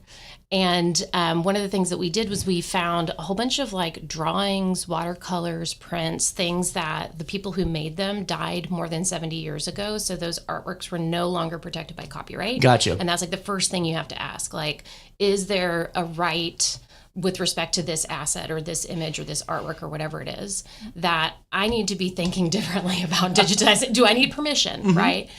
And so because they're out of copyright, it's fine. And the images themselves, we just picked 63 artworks of buildings in and around the Exeter area that no longer existed. Whether it was just old old buildings, deterioration, World War II, there's a heavy bombing there. Yeah. And we digitized those and we made them available on Wikimedia Commons, which is 63. And like within a year, they were, I think, getting more than 1 million views per month. Wow. Yeah. That's incredible. Yeah. Well, and it's so fascinating to me because without a lot of these efforts, I mean, a lot of small town America's history would be completely gone. Right. And I was telling Lacy, it seemed like 10 years ago, because I was really big for a couple of weeks to like do the Find the Grave thing and to go back, and there just wasn't a lot out there, 10, 15 years ago. And now, like you look now, it's just incredible the work that's being done, and you're really seeing your city's history coming back to life and your region's history coming back to life too. Yeah. No, when you're going through and you're deciding, is it beneficial for the public or is it beneficial for digitization? What are, outside of the copyright, I know there's some cultural things and there's different scenarios, but what are some of the more common things that you're kind of running into when you're deciding yes or no? And is there a fine line to decide on? Ooh, well, here's where I'm going to get on my hill. Okay. Are you ready? Please do. All right, meet me there. So the big question that especially everybody wants to know, because we all know cultural institutions are underfunded. Yes. Happening now. A lot of funding is being cut for some of these like really exciting programs that are exactly what, you just described. How do we get people interested in local history, genealogy? The stuff that like you want to see or you want to access is quite often not something that was digitized because people have thought, oh, if I make a digital copy of this, I can claim a copyright in that digital copy, and then I can charge for people to use it or access. And so that is like a tension that people are coming around to and we also have law that says there is no new copyright in a digital That's a good thing to reproduction. But, the question is like, are people on board with that? And a lot of people, because they either don't have like the legal expertise or the ability to like kind of go, you know what, maybe we shouldn't be claiming copyright in this, because someone internally is like, but we can make money. Gotcha. But no one's actually making money, right? Because there's so many free images out there to use now. Right. So it really is kind of like this shift of, well, we're not going to claim copyright in these things. We're going to put them online for anyone to use for whatever purpose. And then those really cool uses that you never would have expected come through. That's what I was going to ask you, because it seems like when you get rid of that, I guess that barrier, you really can see folks utilizing these and really bringing into life these projects that you probably never even thought were possible before too. This is so cool. Now, when you're going in and have you ever had an instance where maybe you're in a collection somewhere and you have these photos, but all of a sudden you're doing some research and you're like, I don't know who dropped these off here, but this is not fitting them. Does that happen? Yeah. Oh yeah. Does it really? Maybe Lacy has something juicy to share. Oh. Well, I was fill me in on the deets. As Andrew was going through, I was thinking about our telegraph collection. Yeah. So we don't have the copyright on that, but we have an agreement with Hearst and with the Telegraph that we are able to provide those images on the Illinois Digital Archive for anyone to see, and if you want to use them for like educational purposes, for personal use, like print it out, put it on your wall, that's totally fine. The only time you have to get permission is if you want it to be published. Gotcha. So we have kind of gone through 15, 20 years ago, Charlotte Stetson and Don Huber went through the more than $100,000 photo or 100,000 image photo collection. That's insane. Yeah, and took out about 5,000 that they digitized. It was old buildings, it was downtown shots, it was churches, schools, that kind of thing that they thought would have a high interest. Gotcha. So it started with those. Yeah. And it goes back to but it goes back to what you're saying about the greater mass too. Right. Finding yes. that. That's yes. so fascinating. Right. Okay. So they did that. And then when we came in and started actually digitizing all the rest of the collection, we got the negatives from the Telegraph. I've kind of had to go through and say like, okay, what is going to be used widely, and also what is not going to have any sort of ethical or moral, what I'm not going to have with ethical and moral qualms about, because we want to make as much as we can available, but we have the Telegraph articles about things like crime and fires and accidents. So we do have images of horrific I'm sure. I'm very sure. Yeah. We also have things like, you think, oh, the Halloween parade, that's going to be super fun. Images of that.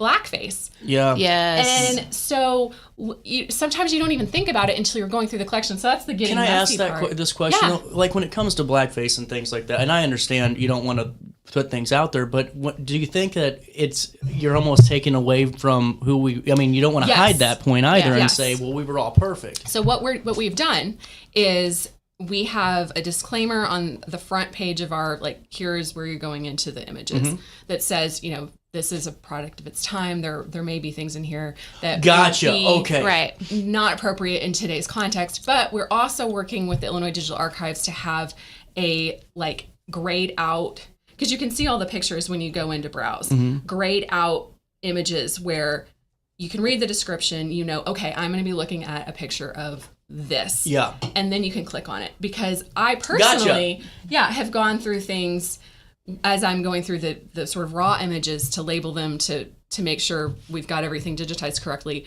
where I see something and it's a shock and maybe you weren't emotionally prepared for that. Yeah. And so giving people access, but also making it their decision to see that image. Exactly. You aren't forcing it down. Right. That's really. Do you guys have a moment to stick around? Yeah. I gotta pay a bill. It's 10:31. So I found, just because I'm really having fun with Italian bread. Look at this guy. No. Look at this guy. Look at this. Okay, let's just talk about one thing. Why can't humans do that? Why do we need AI to do that? I can do that with a Photoshop. Exactly. Right? It's really not that difficult. Like, what is going on? And this is also, I'm like, I love the weirdness of it. But humans are just as weird, if not weirder. So I've seen a couple of people that look like that. You know, okay. Frog with a tire. Throughout all life stages, you need someone in your corner, guiding you on your health and wellness journey. At OSF Healthcare, that's your primary care provider. Your OSF primary care provider is there for every stage of life. Find a provider today at osfhealthcare.org/primary. Cardin Circus is coming to town. It's fun for the whole family. Don't miss out. Get ready for breathtaking aerial stunts and a heart-pounding thrill ride that will have you on the edge of your seat. 2 nights only. See the magic Village in Jersey. Dispensary has the best deals in Godfrey, Illinois, with specials 5 days a week. Mondays, roll in the week with 20 to 30% off select pre-rolls. Tasty Tuesdays, enjoy 20 to 30% off select edibles. Waxy Wednesdays, enjoy 20 to 30% off select concentrate and vape brands. Thirsty Thursdays, sip and save with 20 to 30% off all drinks. Flower Friday, grab like 3.5 gram flower deals starting at just $20. Village Dispensary, come meet your best buds.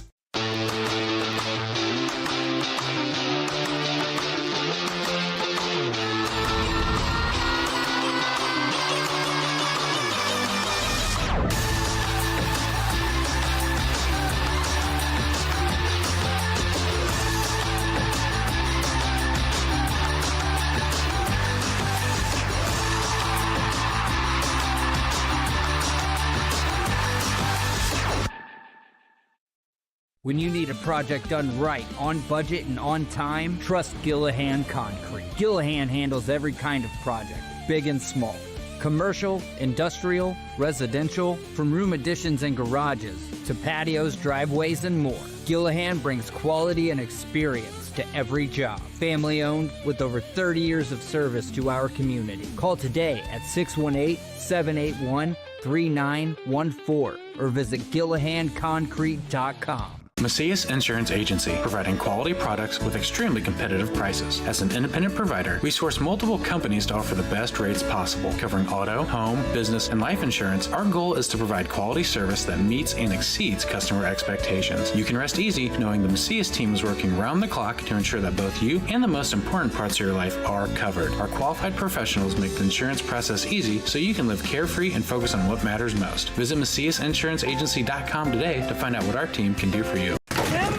With over 20 years of experience, Wilson's Tree Service has the expertise to handle all of your tree care needs. Licensed and fully insured, their team of experts are dedicated to providing reliable service. Plus, with a 24-hour emergency service line, Wilson's will always be there for you. Don't risk tackling that timber by yourself. Trust the local professionals at Wilson's Tree Service. Visit treeservicealtonil.org to get started today.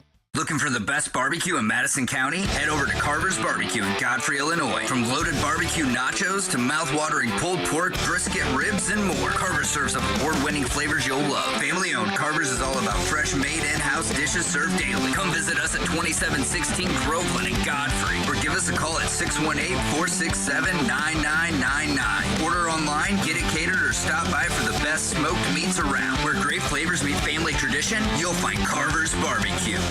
You won't find a better health club than Nautilus Fitness Center. More cardio, more free weights and equipment, more classes, a swimming pool, and more. If you're serious about your health and want to make a change, then stop thinking about it and visit Nautilus Fitness Center on Industrial Drive in Alton. Don't fall for the hype you get from the other health clubs. Nautilus is the Riverbend's premier health club. Has been for years and will be for years to come. Get to Nautilus Fitness Center and get started on a healthier new you.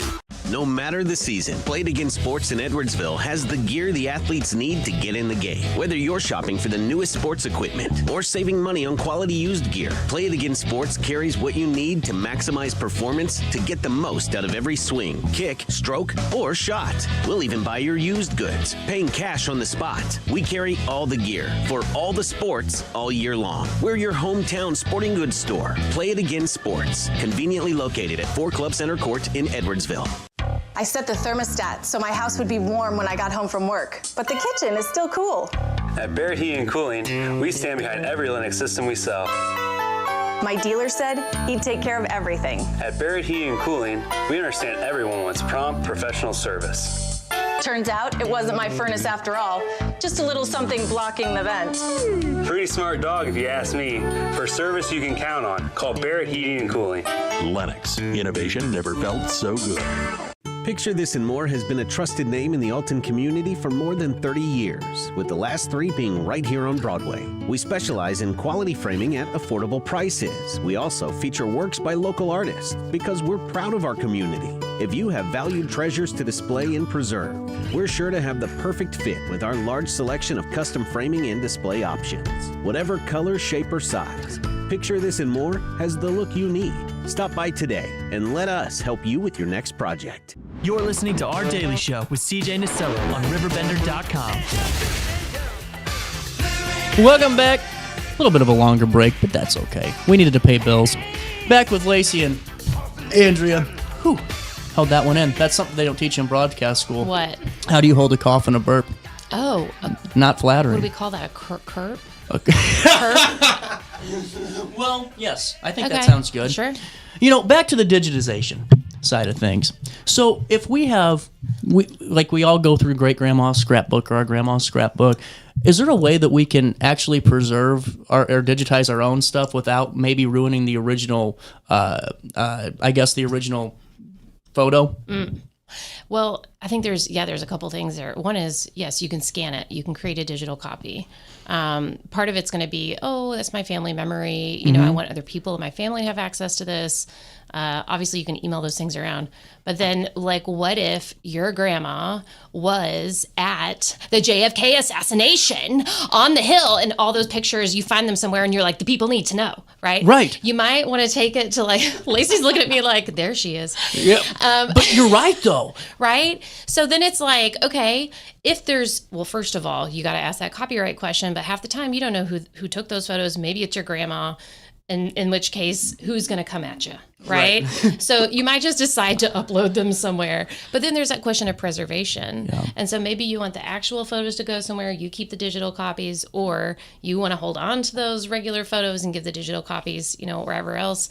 I don't know. There's a lot of moving pieces there, but yeah, go for it. This is what I find fascinating, because I'm sure there's so many people that reach out and say, hey, I found these photos from, X and X, and here's what they're about.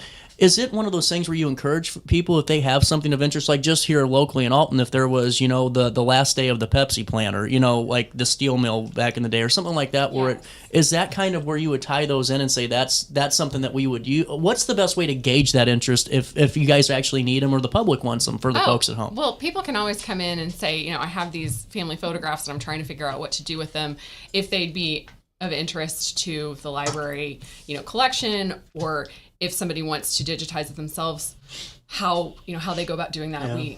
demonstrate that. At some point, we're going to try to have like a digitization lab at the library. Oh, that would be cool. Yeah, come in. It's something that Mary and I have been talking about. We're both excited about it. I keep having surgeries I have to go out for, but that is one of my goals in the next year or so, is to figure out what that would look like. St. Louis County Library has a really great one. I think the St. Louis Public Library does too, and Belleville has a digitization lab. So figuring out how, if we want that to be something we bring out for people, if we want that to be a permanent spot, but we want people to be able to come in and do that themselves so that they know that they're doing it the right way instead of just whatever they can figure out. But we also have classes like Beth's branching out classes. Digitization is one of the topics, and we're happy to help people with that.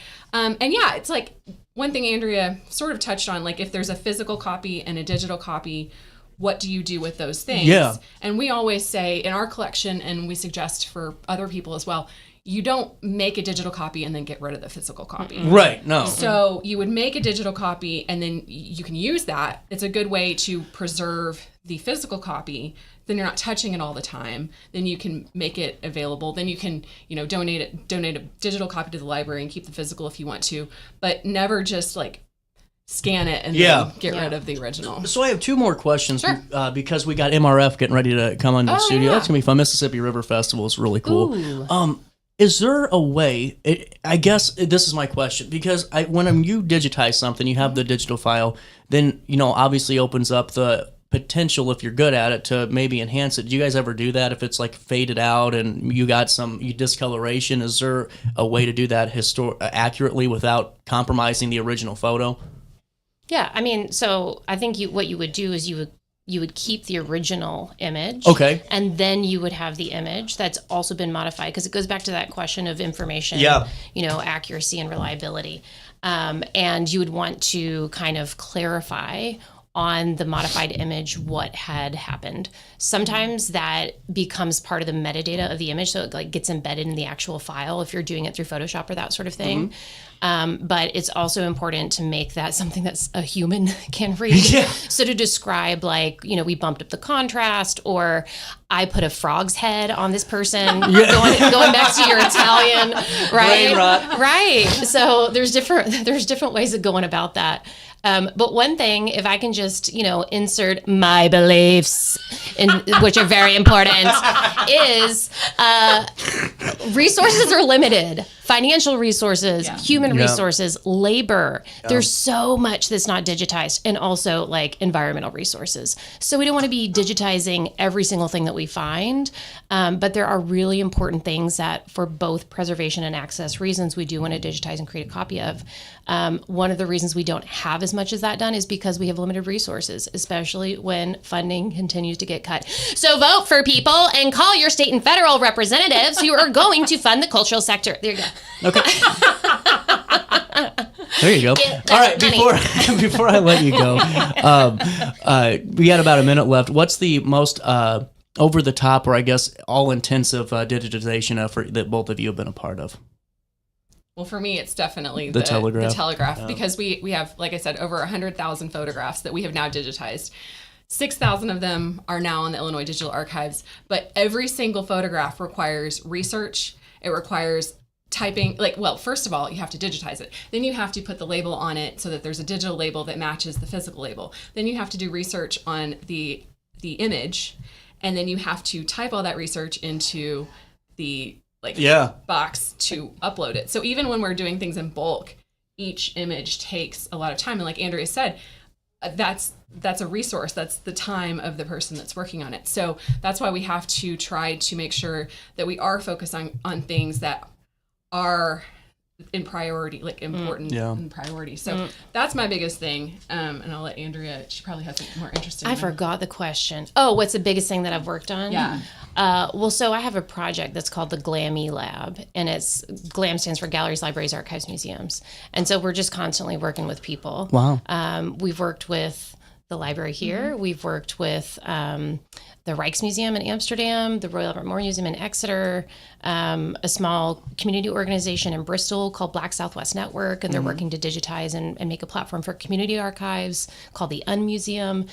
So there's like always cool stuff going on, and you never know kind of what that next project is going to be. So it's a never-ending process. It's really cool. Yeah. Thank you guys for stopping by, and best of luck in your trip, and have fun and all that good stuff Thanks. too. Lacy, good to see you again. I'll see you next week. So before I take the break, I didn't really completely finish my Italian brain rot term. The reason is they create these like songs with these characters and they become memes. Okay, and there's one called the Barbardino Crocodillo Funk. Okay, and Barbardino Crocodillo Funk. that's right. And Rolls right off the tongue. it does, doesn't it? And you know what? We'll do that now. This is it. This is it. This is the Barbardino crocodilo. Barbardino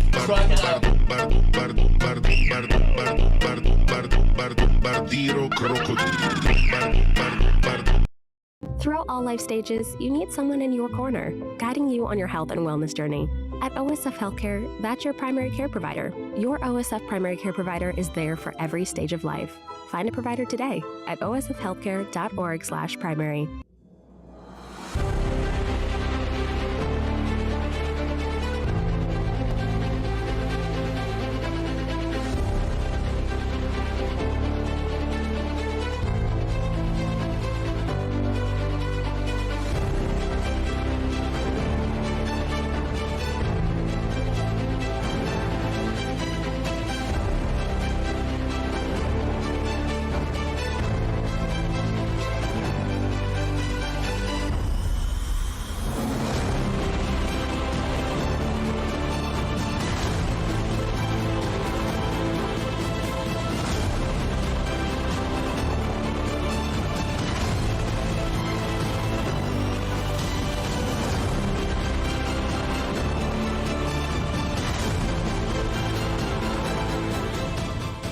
Since 1993, Sparks Junk Removal is always adapting to the needs of our clients. That is why we now offer weekly trash pickup for selected areas. Plus, we offer driveway-safe rubber-tired dumpster rental. Give us a call today at 618-781-1407 or visit us at sparksjunkremoval.net. When I got in the car accident at the ER, they gave me a prescription of hydrocodone. And over time, it took more medication to mask the pain. I moved over to drug seeking and found heroin and fentanyl. I went to the Centerstone rehab facility, and it was the best decision I ever made in my life. I have my own car, I have a job, there's nothing holding me back anymore. You're listening to Our Daily Show with CJ Nasello on RiverBender.com.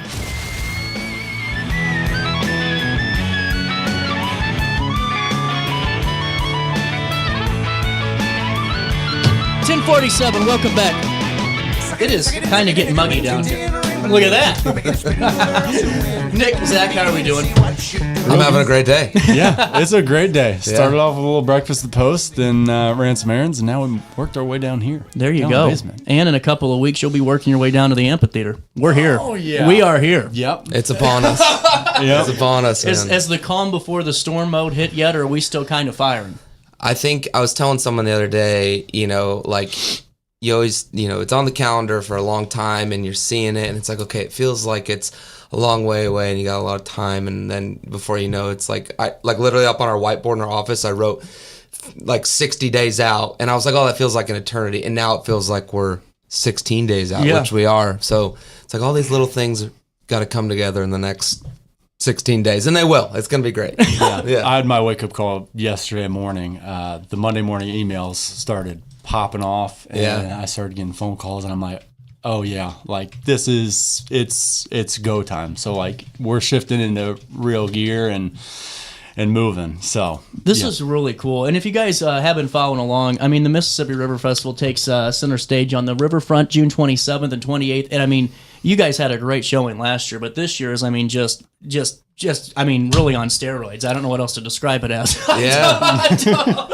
We're trying to push not only the name and the brand, but also just kind of this whole festival atmosphere. Even just moving to 2 days has been huge, and we're definitely feeling the I wouldn't call it stress. It's like a healthy tension of getting this done, but I think that means we're doing something right. Is that we're feeling this sort of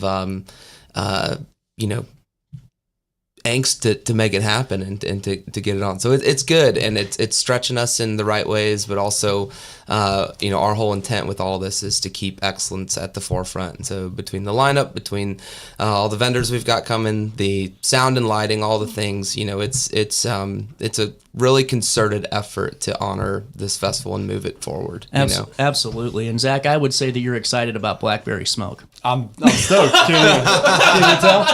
Honestly, I mean, I am a fan, and I've done some shows with them with the Banfield. We both have, and but honestly, God, this is the only hat that I can find that fits my head. Really? So I've got a big head, and they make their own hats from Merch Mountain, and they fit my head great. So I have 2 of them, and I keep them on a clean cycle. So, but yeah, and it doesn't hurt that just a little walking promotion for MRF. It's a hell of a sales pitch for the hat, though. Yeah, I think they have the best merch. Come to MRF and buy Blackberry Smoke merch. Well, and this is what I think.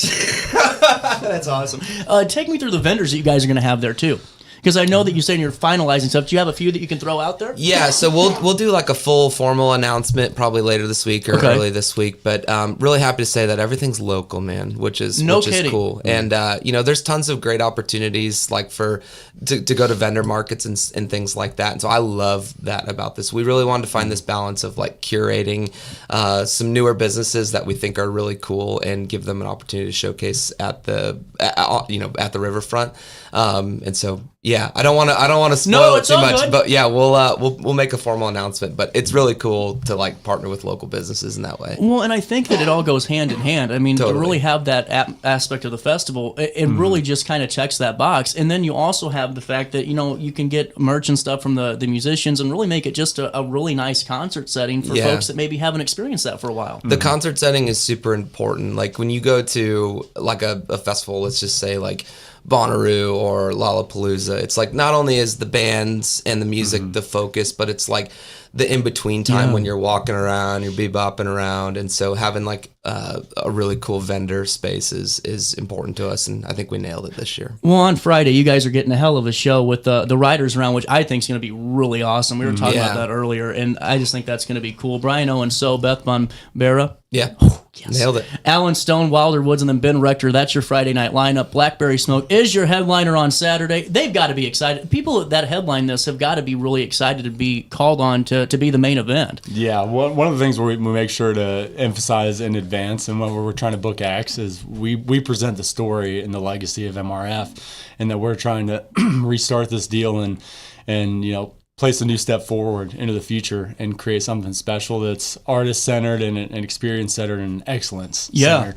And, man, Blackberry Smoke, they've been the most involved in the events process, and their whole team is very, very helpful. They're trying to cut costs because they know we're trying to restart this.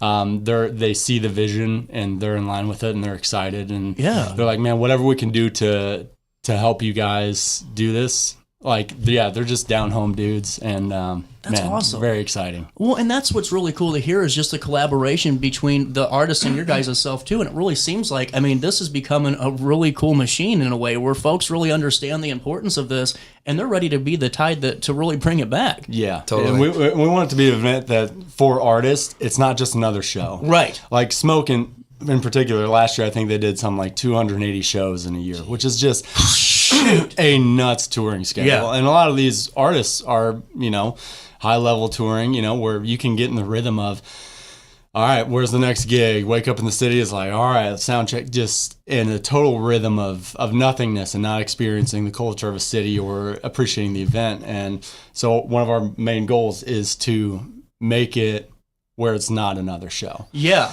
Make it something beyond that. And once they buy into that vision, then they present something to the audience that, this isn't just another Live Nation show where you pay, out the wazoo to see your favorite artist, and that's what you get. You go there and you get their normal deal. So that's so important, because you're right, especially when you see those guys really make it to the big stage and they're touring all over. You see, it's not like they lose their passion, but you see it becoming more of a job, because you're just always constantly going.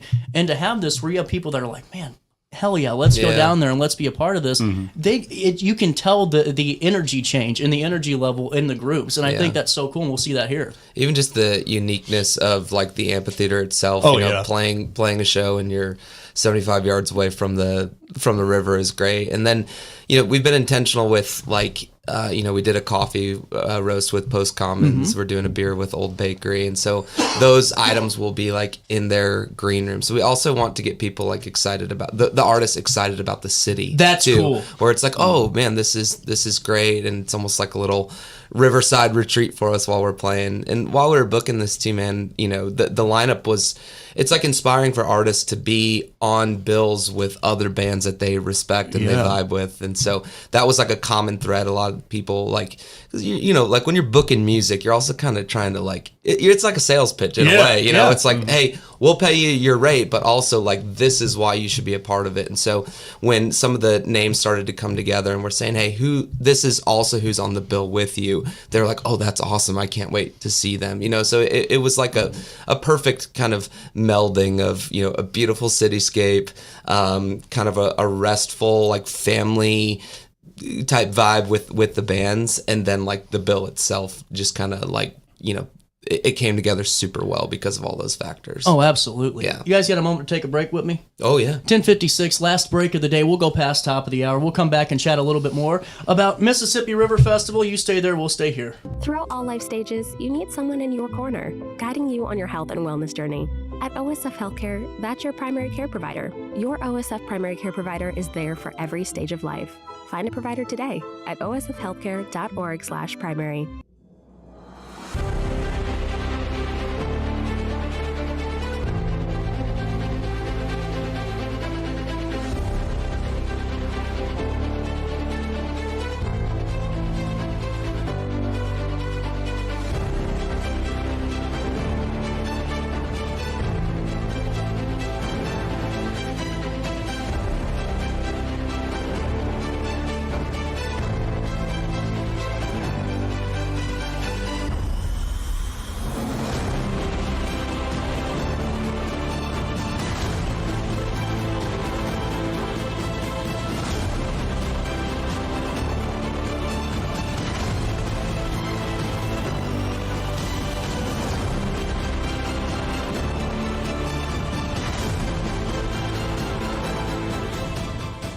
Since 1993, Sparks Junk Removal is always adapting to the needs of our clients. That is why we now offer weekly trash pickup for selected areas. Plus, we offer driveway-safe rubber-tired dumpster rental. Give us a call today at 618-781-1407 or visit us at sparksjunkremoval.net. When I got in the car accident at the ER, they gave me a prescription of hydrocodone. And over time, it took more medication to mask the pain.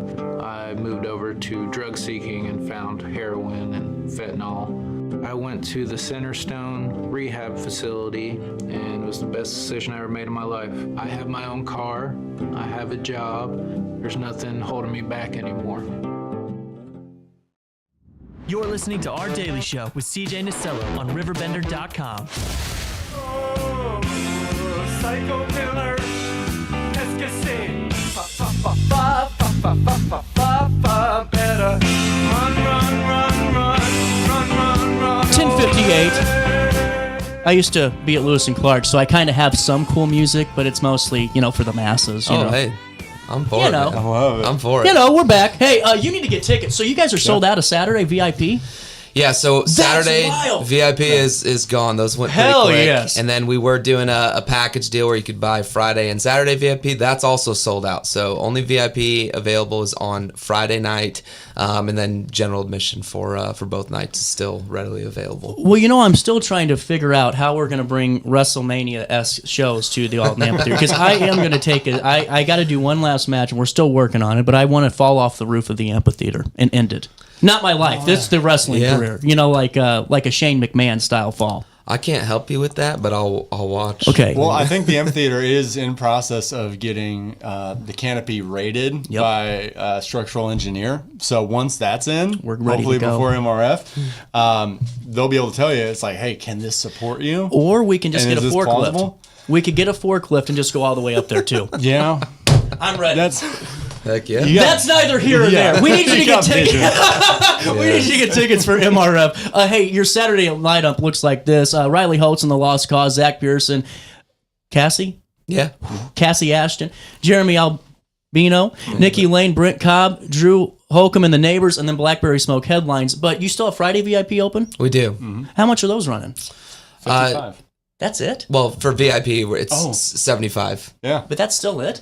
That's it. That's really cool, guys. And I'm being serious Yeah. because right now it's like I want to go do all these things. And like, man, there's some cool shows and some really cool events. But man, that money gets tight. But to have a great show with all this packed in there, VIP $75, you can't go wrong. Sure. You know, ticket prices is like a hot thing in the music industry right now, and understandably so. I mean, everything's getting more expensive. And so we got to pay bills just like you do. Yep. And so we were trying to find a healthy balance of like, this is a good way to spend, to see 8 bands a day, plus a beautiful riders round, right? Right. For if you look at your price per band, it's pretty dang good, and just the whole experience. So it's a great way to spend a weekend, and I think the cost is on point for that. CJ, how do I get tickets? Good question. I'm so glad you guys asked. So if you I'll take you to the way I know how. It's the best. You just go to MississippiRiverFest.com. You see this little box here that says tickets. Boom. Look at that. And it'll load, and you can get your tickets right then and there, your general, and then that VIP for Friday, because Saturday and the double dates are sold out, which is just awesome. Now, last year, you guys had a great start to this. The first one went really well. To see the aesthetic of it and everyone lined up there and just enjoying the show was really fun to see. Where do you see it going from here after you guys kind of just added on and then some to your second year? Yeah, the thing about what Zach and I are always thinking about is, of course, we have to focus on the here and now and getting this 2-day done. But we just in the deepest parts of our hearts, we just believe that the MRF is something that is sustainable out into the future. And I just we're all Alton guys, but we're also regional guys too. Right. And we just want to see live music in general thrive here. And so if our part is to steward the MRF, we hope that it's a catalyst for more things to happen. I would love to see the MRF turn into an even more multi-day thing. It is sort of like a walk, crawl, run kind of situation. Even though I think we kind of skipped the walk. Yeah. Whenever you said on steroids, I'm like, crawl, walk, run. We crawled last year. We're freaking running. Yeah, no, you're in a marathon right now. This is a big step up. So hopefully we don't go bringing full balls sprinting next year. But let's perfect the run. Let's get our form in line. But expanding it into more days. But even things that we've done this year that are, again, in line with the original intent. We added Michael Snyder as the fine arts director. That's so cool. Dude. He is the best. Yeah, and so he's doing some really cool installations at the amphitheater, as well as he's beginning the Miles Davis trumpet statue. That's going to be cool. Yeah, and so just people get to see that in progress as well. And so we've talked about other things with film and art, and just being very well rounded with just creativity and art in general. Obviously, the music kind of somewhat the hero of the story, just because it's an easy on ramp for people. But having those elements in it as well, I think honors this all very well. You're hitting it because Alton's is in a renaissance. I've told people that for 2 years. Sure, no matter what art you're or what medium you're interested in, there's something for everybody, and there's some talented folks. And whenever you really incorporate all that, it creates this look and this atmosphere that. Hell, I could be Greta Van Fleet, but I'm coming back next year if I make it big, and I'm coming back and playing again because of how fun it was. Yeah. That's so cool. Yeah, man. The immersion into the city is really, really a spice of this that I really dig. This is so. I love it, man. Everything you guys have done have really hit all the boxes, and I think that that's really important too, because anyone that's followed this from year one and just the announcement, to where we are now, can see the growth and the passion, and really just your guys' professional lives melding in with this really great idea and bringing it all together. That's really sick. Yeah, it's cool. Zach's gotten to do a bunch of music stuff out on the road, and I've got the studio, and we're traveling all over the place. So it's really cool to be able to do this now in our hometown and bring something special not only for like the music community, but just like I'm just pumped for people to be able to come out on a weekend in June and watch music for multiple days and go to the restaurants and, you know, hear bands they've never heard before, but also bands that they love, and just spend time in community. It's a beautiful thing. You're right. And we talked about this earlier today. Like, night market was just huge last Thursday, and all the people that were there. And it's like, the more you do things like that, you know, because people complain sometimes about loitering downtown and the things that happen with it, neither here or there. But when you do good stuff, it's a lot harder to loiter when there's 700 people around you. You know what I'm saying? So keep doing the good stuff and be the tide, man. That's just so awesome. I tell people all the time that, like, we have a million reasons not to get together, whether it's political or you can just name anything. And throw it's like, well, what if it was just about being together and enjoying music and art and food? Is that a concept? I feel like that used to be a thing. Yes. You guys are bringing it back. And Zach, a couple minutes left. What's your final thoughts as we head into the 27th and 28th? What's your takeaway, just a bird's eye view before the storm hits? Man, I mean, I've never been more excited for a lineup. I like Nick said, it came together perfectly, and it's going to be a heck of a time. And what I would love for Alton to do is just to show out and because we got people coming in, they're buying tickets from all across the U.S. Are you serious? That's awesome. Nearly all 50 states already, and that's incredible. All over the St. Louis market, people are coming across the river. Where you talk to people from St. Louis, and generally they're not crossing the river to come over here. No.